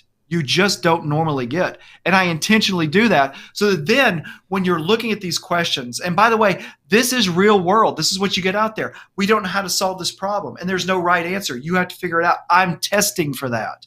So as you look at this other material, the stuff that you need is going to be there for the most part. Mm-hmm. I'm going to recommend some external links to you as well that you're going to need to go look at. So don't even think for a second. Matter of fact, I think Neil's pretty much the case. At the end of every video we do, there's external stuff that you should go look at. There's external things that you should go check out. Go check them out. Yeah. Okay, go read on your own. You've got to take responsibility. I can't teach you 100%. I wish I could. I can get close. I can get to about 70 or 80, but you're going to have to pick up the rest to do this, to really be knowledgeable. So fair comment here from Doc J. It says, I'd recommend mentioning that it is necessary in the exam description so it isn't a surprise. I think that's a fair comment. I think that's something we could take back to the team. Yeah, I agree with you on that one, Doc. Yeah, we do need to make that real clear. At the end of those videos, when we said, go look at those external materials, we weren't kidding. Yeah. We didn't create that just for funsies. Go look at it. Yeah. So real quick, as the raffle's still going on, we're about to roll into a beta next week as well, right? 2 betas. Mm-hmm. Can you talk a little bit about the 2 betas that we're going to roll into next week? Absolutely. What we're going to be doing is we're going to rolling into, now understand the way we designed this, the way we thought of it was there was going to be a cloud fundamentals, and we talk about Azure, GCP, and AWS a little bit in there. Now you're going to see some specialization towards Azure and AWS, and I handled the AWS side, obviously. And there, we're going to take a deeper dive into the services, the functionalities, the theories, and the ideas behind cloud. So, for example, we'll be looking at a little more in depth about what we really mean by putting a security policy. We're actually going to look at one, and I'm going to show you a really neat trick. I call it the double negative, about how you can create a policy that's really smart, locked down from a security point of view. And that's going to add out to all that material that you're going to see in there. The goal of something like this, whether it's for AWS or Azure, is simply this. If you're a business professional, okay, if you're getting into the cloud, if you're a business professional and you need to start understanding cloud because you realized, oh, this is a business strategy. Brooks knew what he was talking about, and I need to know more about it. And you're using, I'm sorry, Neil. That was awful. That was awful. Am I on dial-up? What is this pixelation? Anyway, we're going to give you better knowledge in that space, again, because you're going to have to be able to speak cloud. And so we're going to go into deeper depth for AWS and Azure in these 2 upcoming betas. Expect, if you thought cloud fundamentals was difficult, the exam, this one's going to be more difficult. Again, I'm sorry, y'all. I want you to be the best. Okay? I want you to be the best. Neil. Oh, okay. Here, we'll do this. Neil, let's play this game with me. Okay. What is the one certification you've got that you're most proud of? Oh my God, I'm a bad person to ask that question too. I'm not proud of any. Then I want to do it. I'm not proud of any of my certifications. They were all paper chase. They were all board chasers just to get them done. I'm not proud of any of my certifications. As a matter of fact, I'm pretty sure all my certifications, with the exception of CEH, which I think is lifetime, have officially expired. Like, I don't keep up with any of my certifications. I'm same here. Brooks, what's your proudest certification? Thank you for asking. I appreciate that. It was the freaking GACSecure.net coding class. Y'all, I'm not making up what I'm going to tell you. Go look up David Rice. Go look and see what job he holds at Apple right now. He taught the freaking class, okay? So, holy mackerel. When you go take that exam, at least in 2011, you could take a book bag of materials with you. Yeah. If you could fit it in, no digital, but if you could fit it in the book bag, you could take it with you. The exam at that time was 6 hours. I think I was the 10th person to pass it. I was analyst 33. I was the 10th person to pass it. Their pass rate was like abysmal. It was less than 20%. Wow. And I was so proud when I passed that exam, Neil. Oh my gosh. I had like a shirt made where I just embroidered it in and just walked around and showed it to all the Booz Allen employees. Look here. Yeah. Look what the Lockheed Martin guy did. Bite me. Right, Wow. And that's what I'm saying. When you have a hard exam and you pass it, it flipping matters. Yeah. It matters. And everybody knows it matters because they're like, wow, she knows what she's talking about. Yeah. That girl right there will eat your lunch. You better be careful. Well, how do you know that? Go look what she passed. Wow. That was not an easy exam. I failed it twice. Wow. So I'm sorry. And that's part of, I'm not trying to make it so difficult it's insurmountable. Oh, you can pass it. You can absolutely pass it. But I want you to be knowledgeable. I want you to have something you can be proud of. So it looks like they closed the Or it's just a beta. piece of paper. It looks like they've closed not the beta. It looks like they've closed the giveaway and they're announcing the winners. Please pay attention to chat if you hear my voice and you're just got me on audio. If you entered into the raffle, make sure you're paying attention to chat. When somebody calls your name, whether it's Sec IT guy or Carmen Mod, make sure you direct message, send a message, click on Carmen Mod's name, hit send message, create that TCP three-way handshake with Carmen Mod and exchange information so that she can get you your Try Hack Me voucher. I'll take this one, Brooks. How do you sign up for these betas?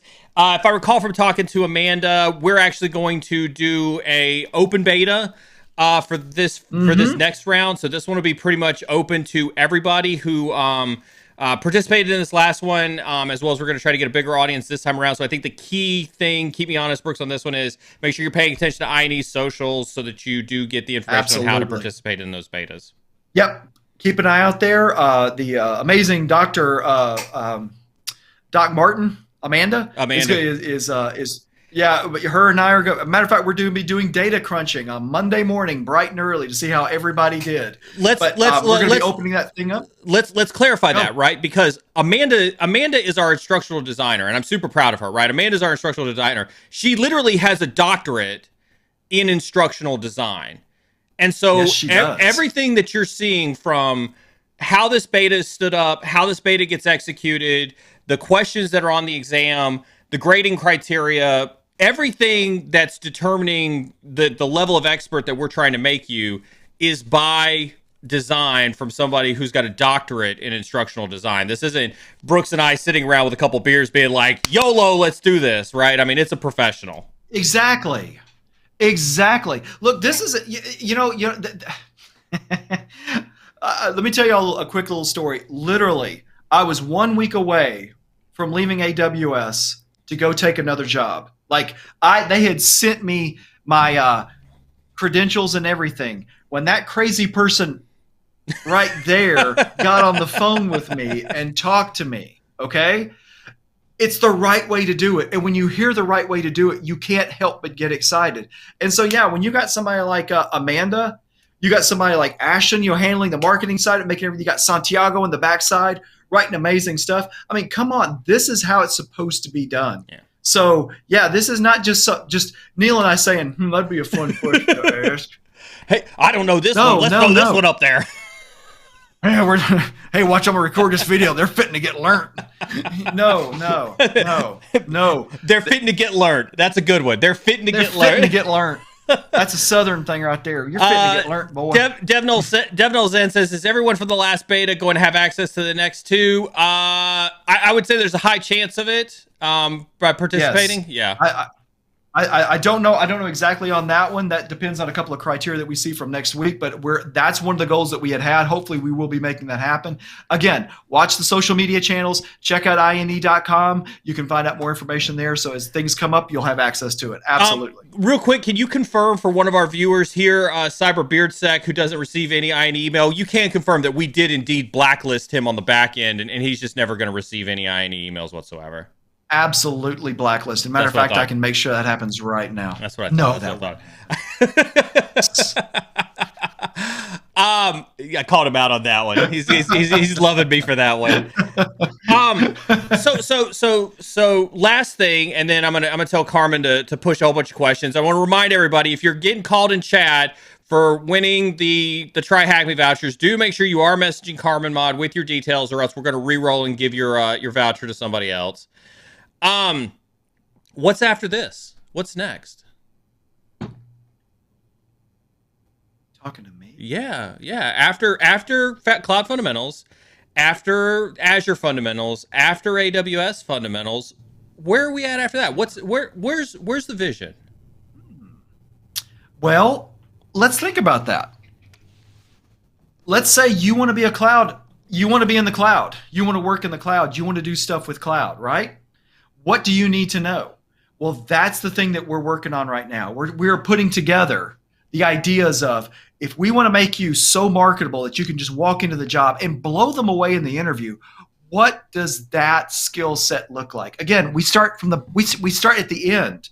Everybody else starts here like, we're going to create make a bunch of money.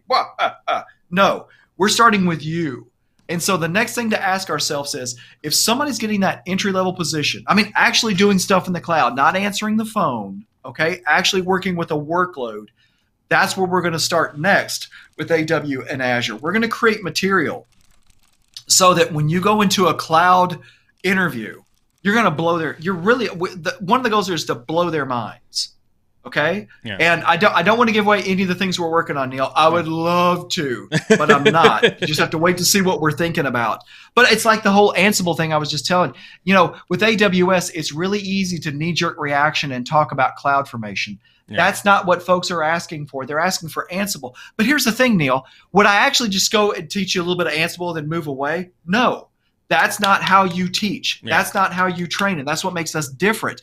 You're going to be doing this continuously. And you're going to find your knowledge is just going to snowball, so that we're going to set people up to be able to get that operations type position. Past that, we're looking at creating stuff for engineers. And then finally, and you think our tests right now are hard, wait till we get to the architect level.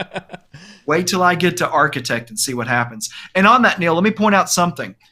A lot of companies teach you architecture down here. Yeah. Okay? Yeah. You come into a company, you're not going to be architecting jack squat. Yeah. You're not allowed to architect. Architect is a senior position. Yeah. I'm going to take you through that progression correctly. And that's what we're going to do as far as training. So that when you get here, you are the woman, you are the man, you are the person. Yeah. And then you get respect. But I've got to start you here, and there's a lot of stuff that I'm going to teach you. So let me ask you this really quick then, because we have a lot of cybersecurity folks, and I know we've talked a lot about the cloud side, just from the architect and the engineer perspective on cloud. What is it that you see? Like, we've got Jack, obviously, who's leading the cybersecurity initiative. How do you see what it is that you're doing on the cloud side interfacing with what Jack is doing on the cybersecurity side? And what does that partnership look like in terms of teaching not just cloud concepts, but cloud security concepts as well? Did you see this right here? How pathetic I was when I started doing this as you asked that question. Just how pathetic that was. Let me just... You're going to see a lot of crossing back and forth, not in between us and cyber, between also us and networking. Okay? You're going to see that because this is knowledge most companies just aren't going to go into. And by the way, this is going to blow your mind. I watched a boot camp we did not too long ago that the incredible Brian McGann was in. And he said something that made my jaw drop. He just said it in passing. Nobody said anything about it. I sat there like, it's like, did anybody just hear what Brian said? What did he say? Nobody heard that. Like, I had to stop the freaking thing and say, did everybody hear what Brian said?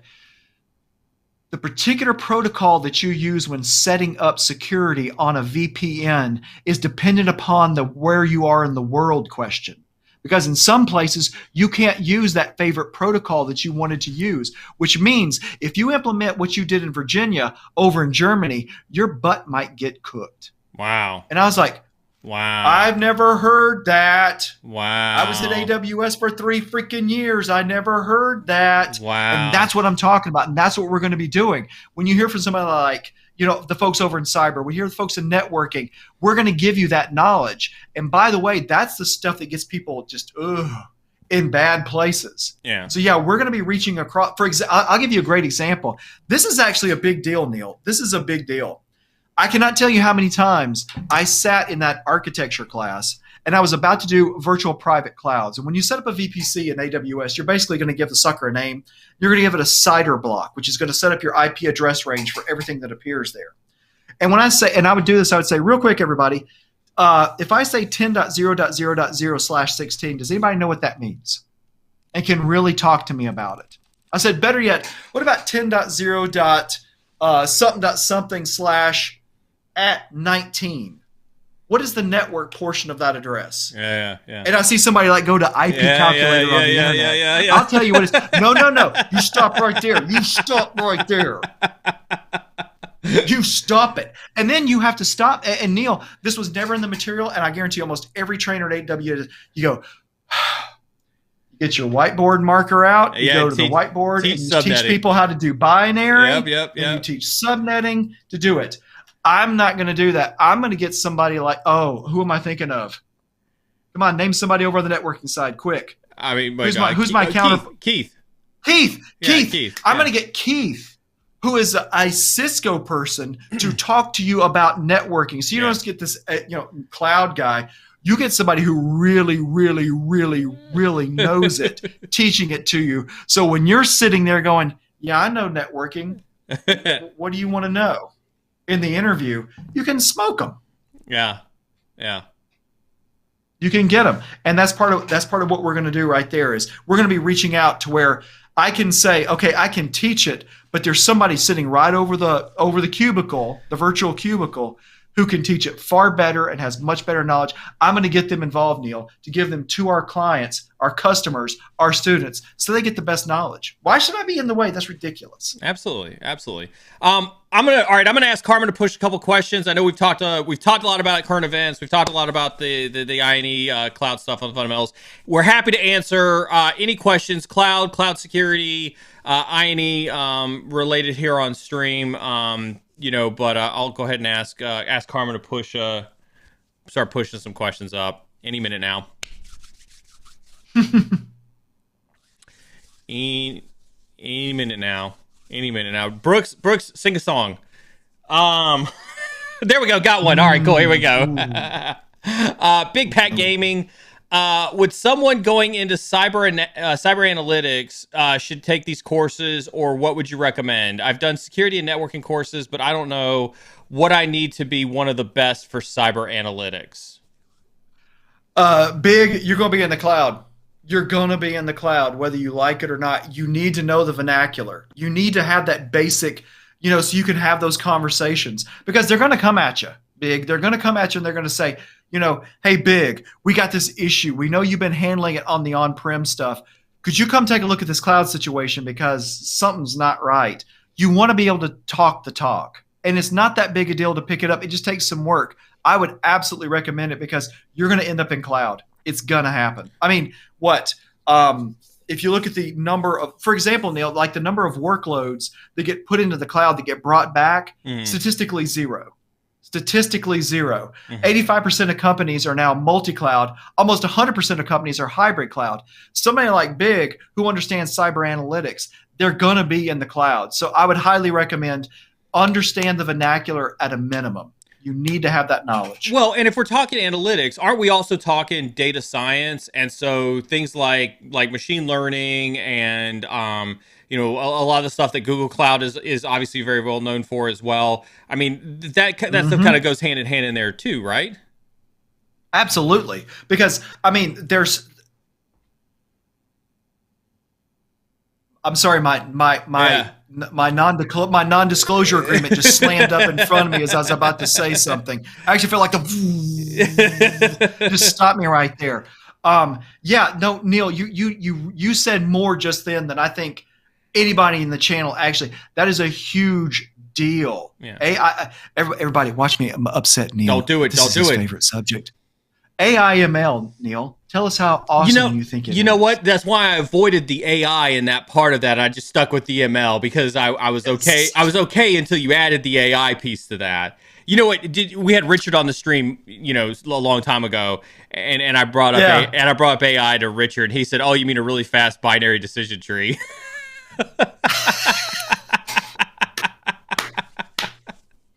Yes. That's exactly right. It's a really fast tree. You would say, Neil, it's kind of like the idea of ML. When people they get upset about cameras watching a crowd. Yeah. The difference between a camera watching a crowd and 100 cops sitting on the pole, there's no difference. It's just one of them's really fast. That's it. But it's really fast. But again, I mean, if we were to talk about this, right, and I won't talk about AI because I do think AI is a joke. But I think ML and a lot of the ML work that they are putting into in the Google Cloud, if you're in the analytics space, especially in the big data space on the cyber side, yes, yes. I think that's going to be stuff that you're going to be super interested in. You've got to know it, and I will say this, Neil. I will go a step beyond that. You better know it. Because there's companies that are innovating in the space when it comes to ML, not the AI stuff, but the ML stuff. They're going to be blowing the doors off the competition. There is a company that is using ML. They started doing analysis of traffic patterns in a certain state. And I'm not making this up, y'all. This is gonna flip a lot of you out. So brace yourselves. Their stuff got so good that they could, within a 65% accuracy, predict a traffic accident 15 minutes before it happened. No kidding. That is not a joke, Neil. And they were pulling in data that would blow your freaking mind. They were pulling in data. iPhone releases were part of their model. Wow. Because there was a relationship they found. People got the new phone. They were mucking around with it while they were driving. Boom! And they had the accident. Wow. That's the thing. So yes, people are going to be reaching out and using these technologies. So, going back to, what Big was talking about, you're going to need to know these technologies, because what's going to happen is you're going to, let's say, Big, you're not even touching it, okay? But you're in the cyber analytics. What's going to happen to you is what I saw at a certain casino, where they found out that the developers were using all sorts of AWS technology. Yeah. And nobody else knew it was going on. And they were getting left behind. They were absolutely left behind. You need that knowledge. You need to know it's out there. And you need to know about more than just one cloud. Yeah. You just do. Makes sense. Devin Olzen comes through, says, can we expect an INE fundamentals course on time management, project management, and soft skills?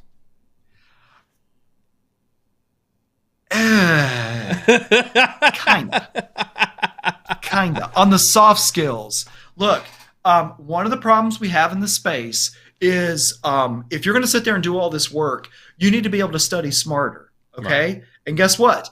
Dr. Martin shows up. Suddenly Amanda's in the space going, okay, we can do a better job here. Yeah. So in some of that stuff, as far as time management and project management, Neil, that's up to you, man. I mean, here's what I'll say. Like, I do think that we have a lot to cover, right, on our roadmap, and we have yes. What I would say as an answer to this question, I would definitely like to add those things in there, right? And I think that they do have a place in our mantra of experts at making you experts, right? I know that when we looked at the cybersecurity roadmap, we have some of those softer skills on the cybersecurity roadmap. In full transparency, I think we have a high mountain to climb on the technical side, and that stuff is probably where a lot of the primary focus is going to be on. And what I'd rather see is folks like Brooks and Jack and Brian and some of the other guys on the team roll that into their courseware development. That's what I would say. Yeah. Yeah. And to be honest with you, Neil, there's a lot of times in my in the stuff that I'm putting together, I touch on that stuff. Yeah. I absolutely talk on the project management side, telling somebody, look, if you're managing a project and the security team is not in there on day 0, you're doing something wrong. Yeah. Stop right there, go fix that problem, or you're going to pay for it later. And I would also say there's probably some truth to be said that, if you're doing the course and you're working full time and you're trying to study and you're trying to do the labs, you are learning portions of project management, time management, study habits. Oh yeah. Things like that. Oh yeah. Yeah. And not only that, but you're learning the real world aspect of it, not just the stuff they're going to teach you so you can get that certification. Right. Born Again Shell says, what's the difference between cloud expert, engineer, and architect? Let me add something to that real quick. There's actually a level down below that's considered operator. Now, the operator is the person who sits down and they run the workload. They didn't install anything. They didn't design anything. They're the ones that make sure everything's still working. Like if you're at AWS, they know to look at things like CloudWatch, CloudTrail, look at the logs. They just make the things go. It's what we used to typically call the system administrator. They just kept things going. The engineer is the person who figures out how to actually implement a solution, okay? So the architect says, this is how we're going to design it. The engineer figures out how to do a lot of the implementation and a lot of the smarty smart type thinking, and the operator just keeps the workload moving forward. Now, what is an expert in the cloud? And I'll be honest with y'all, because Neil, you see Neil laughing? You see Neil laughing at me right there? Because he knows okay, here's the problem. It's so easy to beat somebody up who comes forward and says, I'm a cloud expert. Because the next thing I'm going to say is, oh, really? Let's have a conversation. Because I'm going to find something you don't know. I'm going to find you on something. I'm going to get you on something.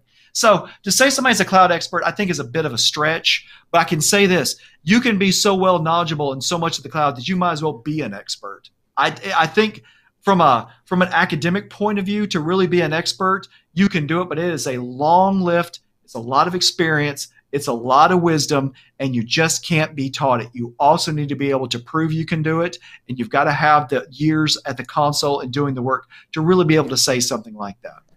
Yeah, I think that's a tough one. I think that's awesome that you say that, because like we oftentimes have this misconception. We do it in cyber all the time, right? You know, in my DMs all the time, it shows up like, how do I become an expert, Neil? How do I become an expert? How do I become an expert? And I like the way that you put that right there, right? Is that, you know, there's only so much that we could teach you in books, only so much that we could teach you in courses, only so much that we could teach you in labs.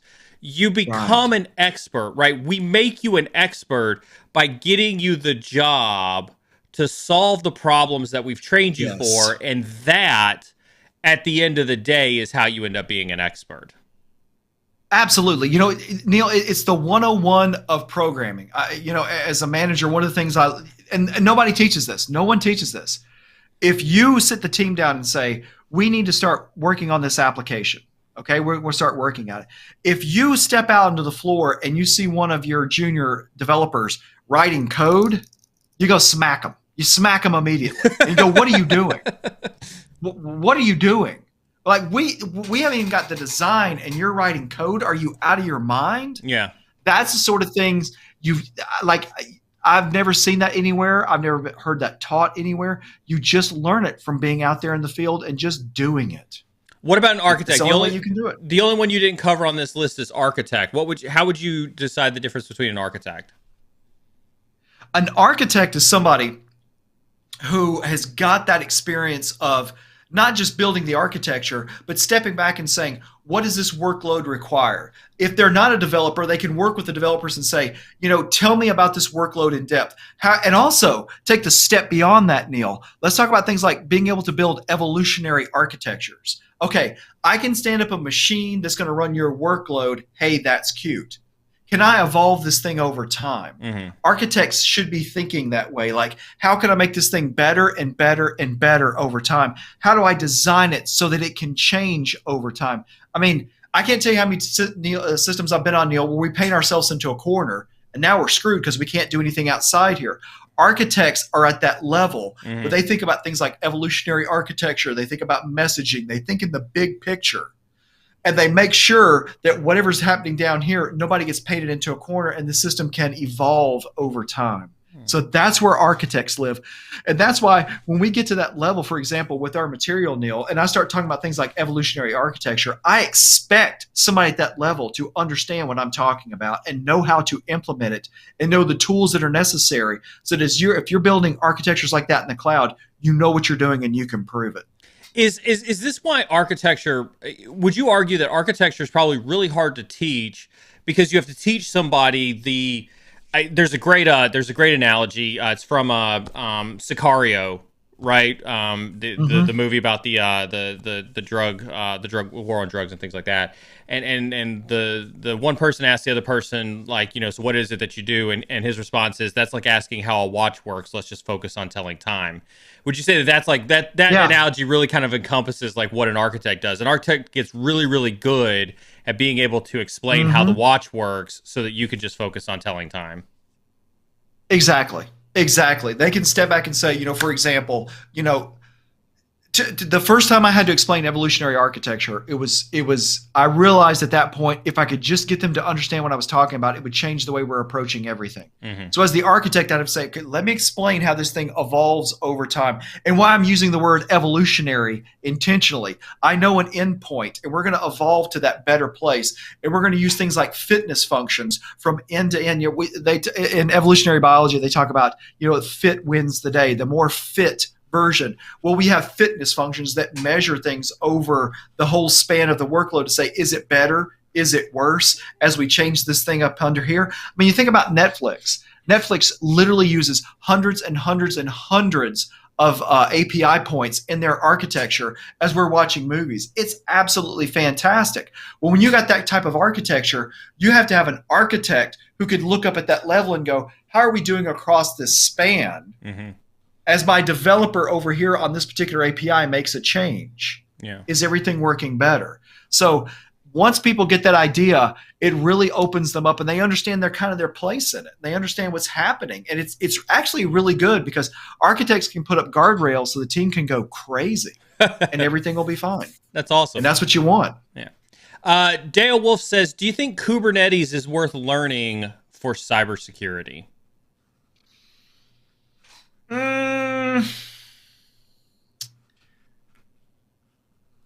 I would have to say to that, get familiar with it, but don't deep dive it. Get familiar. Surface level. Don't surface level. Understand when they talk about the data plane, the control plane, the way networking happens inside Kubernetes, the way the orchestration happens. Don't go crazy with it. And understand also when you go to the cloud, things are going to change because they're going to take a lot of that workload off. So yeah, you do need to understand Kubernetes. You need to be familiar with it. Basically, I would say this to you: do some training on it, be able to stand up a Kubernetes architecture. You probably be in a good place right there. So, for those who missed Wednesday's stream, hit !CB training in chat.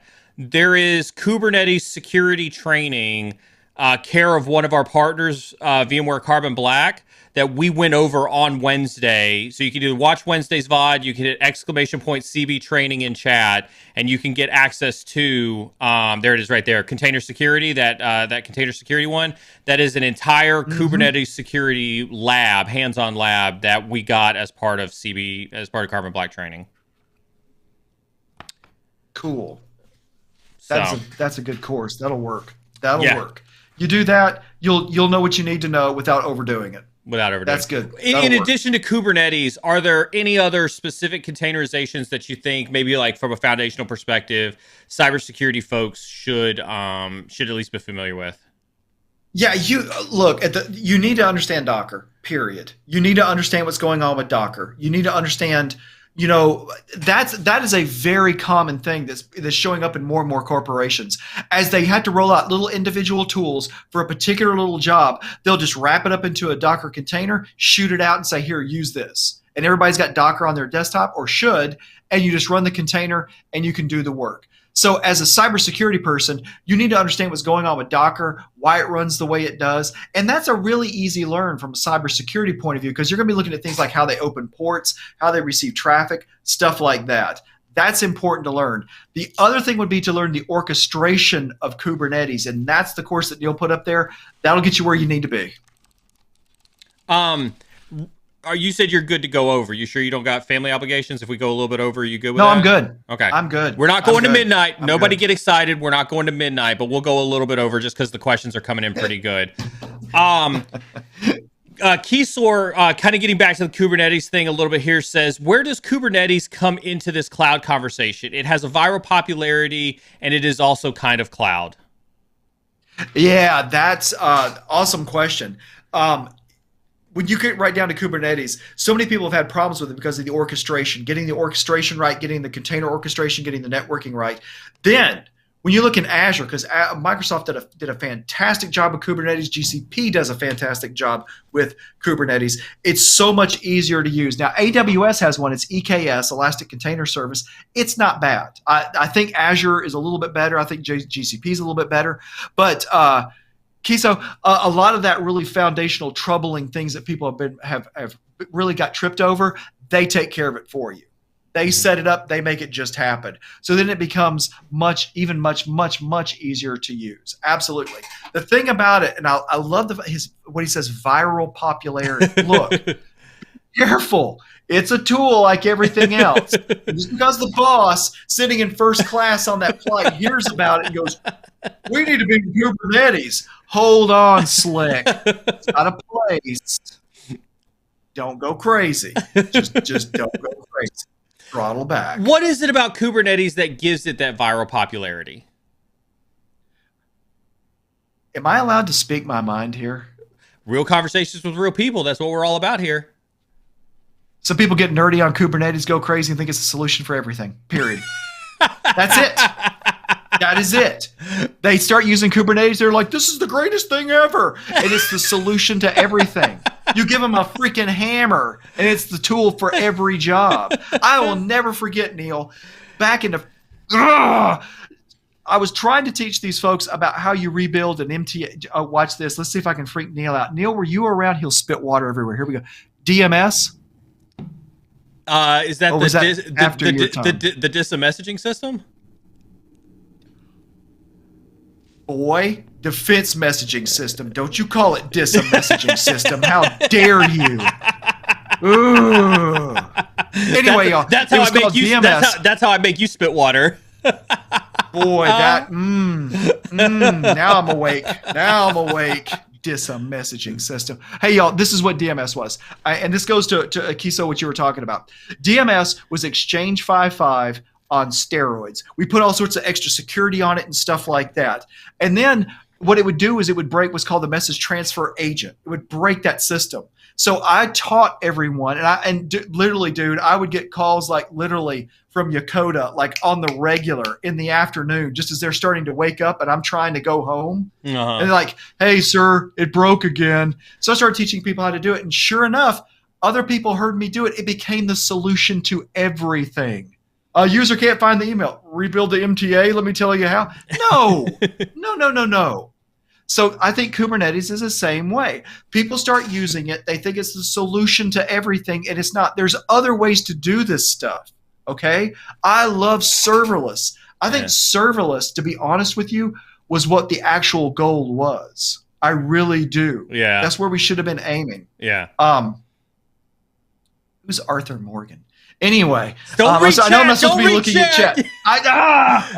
They're coming for you now. They're coming for you now. My eyes. I'm not looking. I'll cover it up. Chat. Anyway. So that's the thing. I'm sorry, Neil. I should have listened. Don't cross the streams. Jeez. Don't cross the streams. Face is gonna melt. Face is gonna melt. No. I honestly do think that, Neil. There is a matter of fact. I'll give you a perfect example of it. There is a fashion house up in New York City that I went up and did sort of a combo, teach the C-level staff what cloud was, worked with their developers to understand better how to use that, and then do a little bit of architecture work with them later. And they were very much in that boat. They were nuts about Kubernetes. It was the only thing they could see. So there was some work they were doing. I was like, why are you doing all this orchestration work to get Kubernetes? First of all, why are you doing Kubernetes by hand in the cloud? I don't get that. But past that, that's a serverless application. It's just a little bitty thing that's going to run for a few minutes every day. Yeah. You're going to put this into a Kubernetes cluster? Put that sucker on Lambda. You wrote it in Python anyway. Give me a break. So I think the bottom line, we now know how Brooks feels about Kubernetes. I think overinflated hype is a good way to put it. No. Whoa. He said that. Ladies and gentlemen, Neil said that. No. It's like a hammer. It's a tool that's got the right place at the right time, the right application. That's a screw, Slick. Stop doing that. I mean, you can hit a screw with a hammer and it does work. I'm just saying. True. You can do it. You will not have expected results. All right. So the horse is brown. Also has a question, even though his horse is brown. Why are AWS Lambda functions not available in C by default? This is great.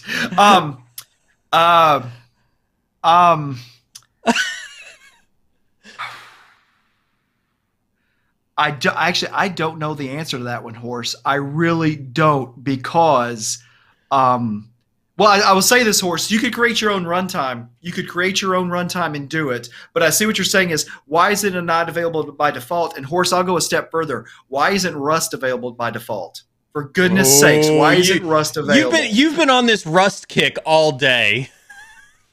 Dude, I love Rust. Good stuff. See, look, I'm a C++ C# nerd, okay? Python hurts my heart. It really does hurt my heart. How does Python hurt your heart? Because I will freaking tell you why. Because when I see a developer write one line of code and suddenly there's a graph on the screen, I'm like, do they even know what the heck just happened behind the scenes to make that happen? Look, Neil, it's like when I used to teach people about C#, and I would say, let's do C#. Let's do something stupid, okay? Let's do something stupid. Now, let's take your stupid code, let's run it through the assembler, and let's see what actually got sped out, okay? And you look at the machine code, Neil, people would freak out. I had a whole group of airmen just freak out on me when their code got emitted, and there was nothing there. I said, because the compiler went, you're an idiot. Your high-level code did nothing, so I'm going to do nothing. With Python, it is so easy to get lulled into this idea of, it's just this one line of code, but you got to realize what actually is going on behind the scenes.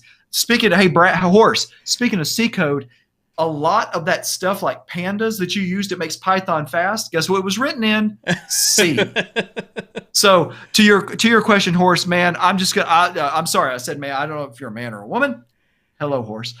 Is just simply this. I don't know why it was in C. I don't know why Rust is not available. You can do your own runtimes. I kind of wonder, though, honestly, if it has to do with the if you would be setting that thing up to run it, because if you say C by default, Horse, one of the things I'm wondering is, are you talking about being able to write C right into the console and have it do compilation type stuff? Yeah. Because that's why with lambdas, when you first hit them, there's that slow. A lot of people have complained about when I first go to a lambda and hit it, it's like it took a second. What's going on there? And then every time I hit it after that, it was fast. It's because it's got a slow start. It's got to do a warm up type thing. It's got to compile your code. That could be a part of why they didn't do it. As for why, I would almost say this to you, Horse, just wait. If Werner Vogels has anything to say about it, Rust and C would be available. You There's sound a smart man. You sound like a coding prude when it comes to like, oh, you don't understand the low level behind Python. That's why Python hurts my heart. You sound like very prudish when you talk about code like that. Yeah, well, look, when you try to load that thing onto a little device and it runs like crap, hey, look, you wrote bad code. And the thing is, Neil, because memory's getting bigger and the processor getting faster, we can all get sloppier. But I've got two Raspberry Pis on the other side of the house. They run better with Rust and C. Why?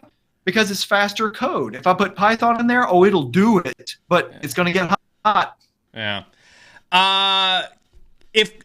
Question from Stuns and Roses. If I'm creating VDI images and deploying applications in the cloud for RDP use with a CAS, what would be considered in the land of cloud titles / job duties? Hang on. If you're creating a VDI,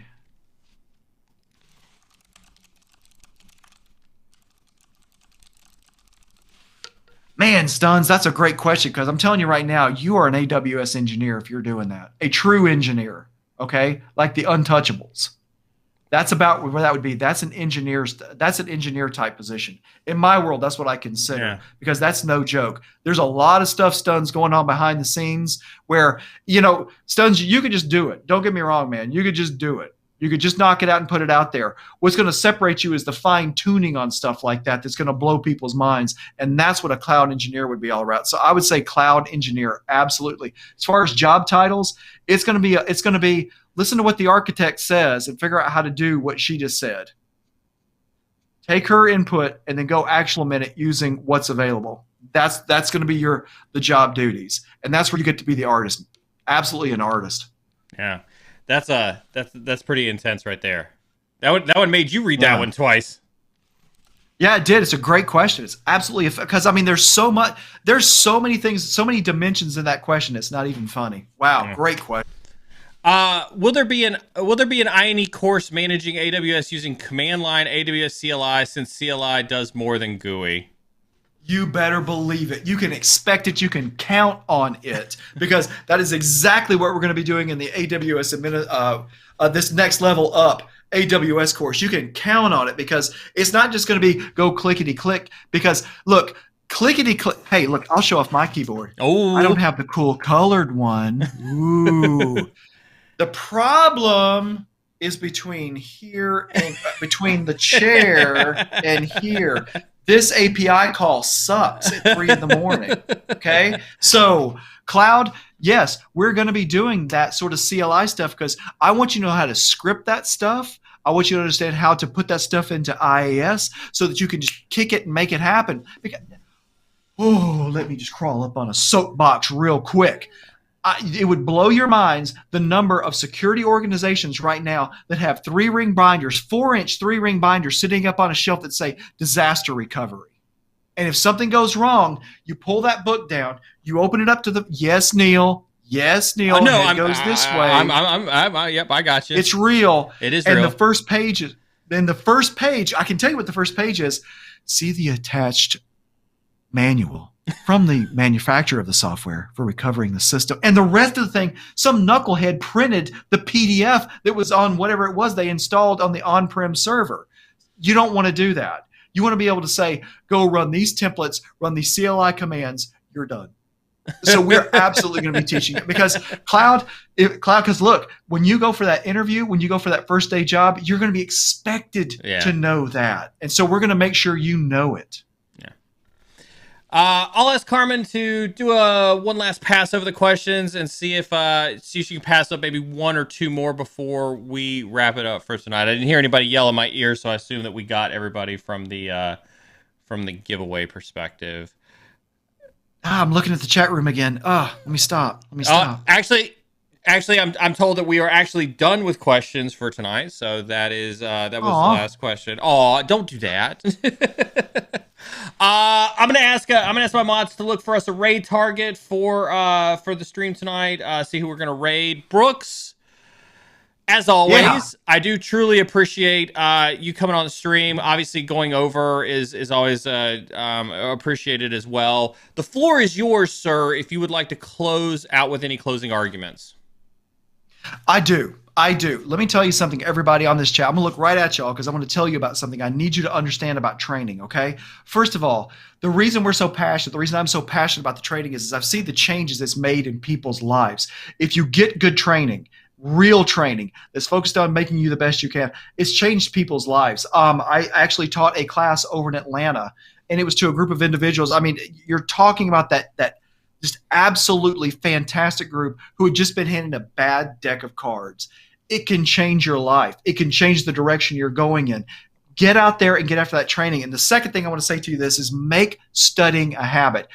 Don't think it's like, I got to study for the rest of my life. No, you're in the best field there is. And part of our responsibility is studying, learning, taking in new knowledge. Make it a habit. I promise you, if you make it a habit, it'll become something you can't live without. You'll do it every day so that when and I'm not making this up, when you're talking to somebody like Neil and Neil's offering you a job, he can tell you know your stuff.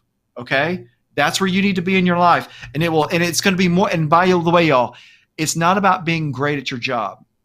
It's not about having the perfect job. It's about having the life that you want. You're on an awesome path, everyone. You absolutely are. Probably one of the best paths you could be on. Get after it. Get serious about what you're doing and just watch the doors open up in front of you. I promise you it works every single time it's tried. Absolutely. Brooks, well said.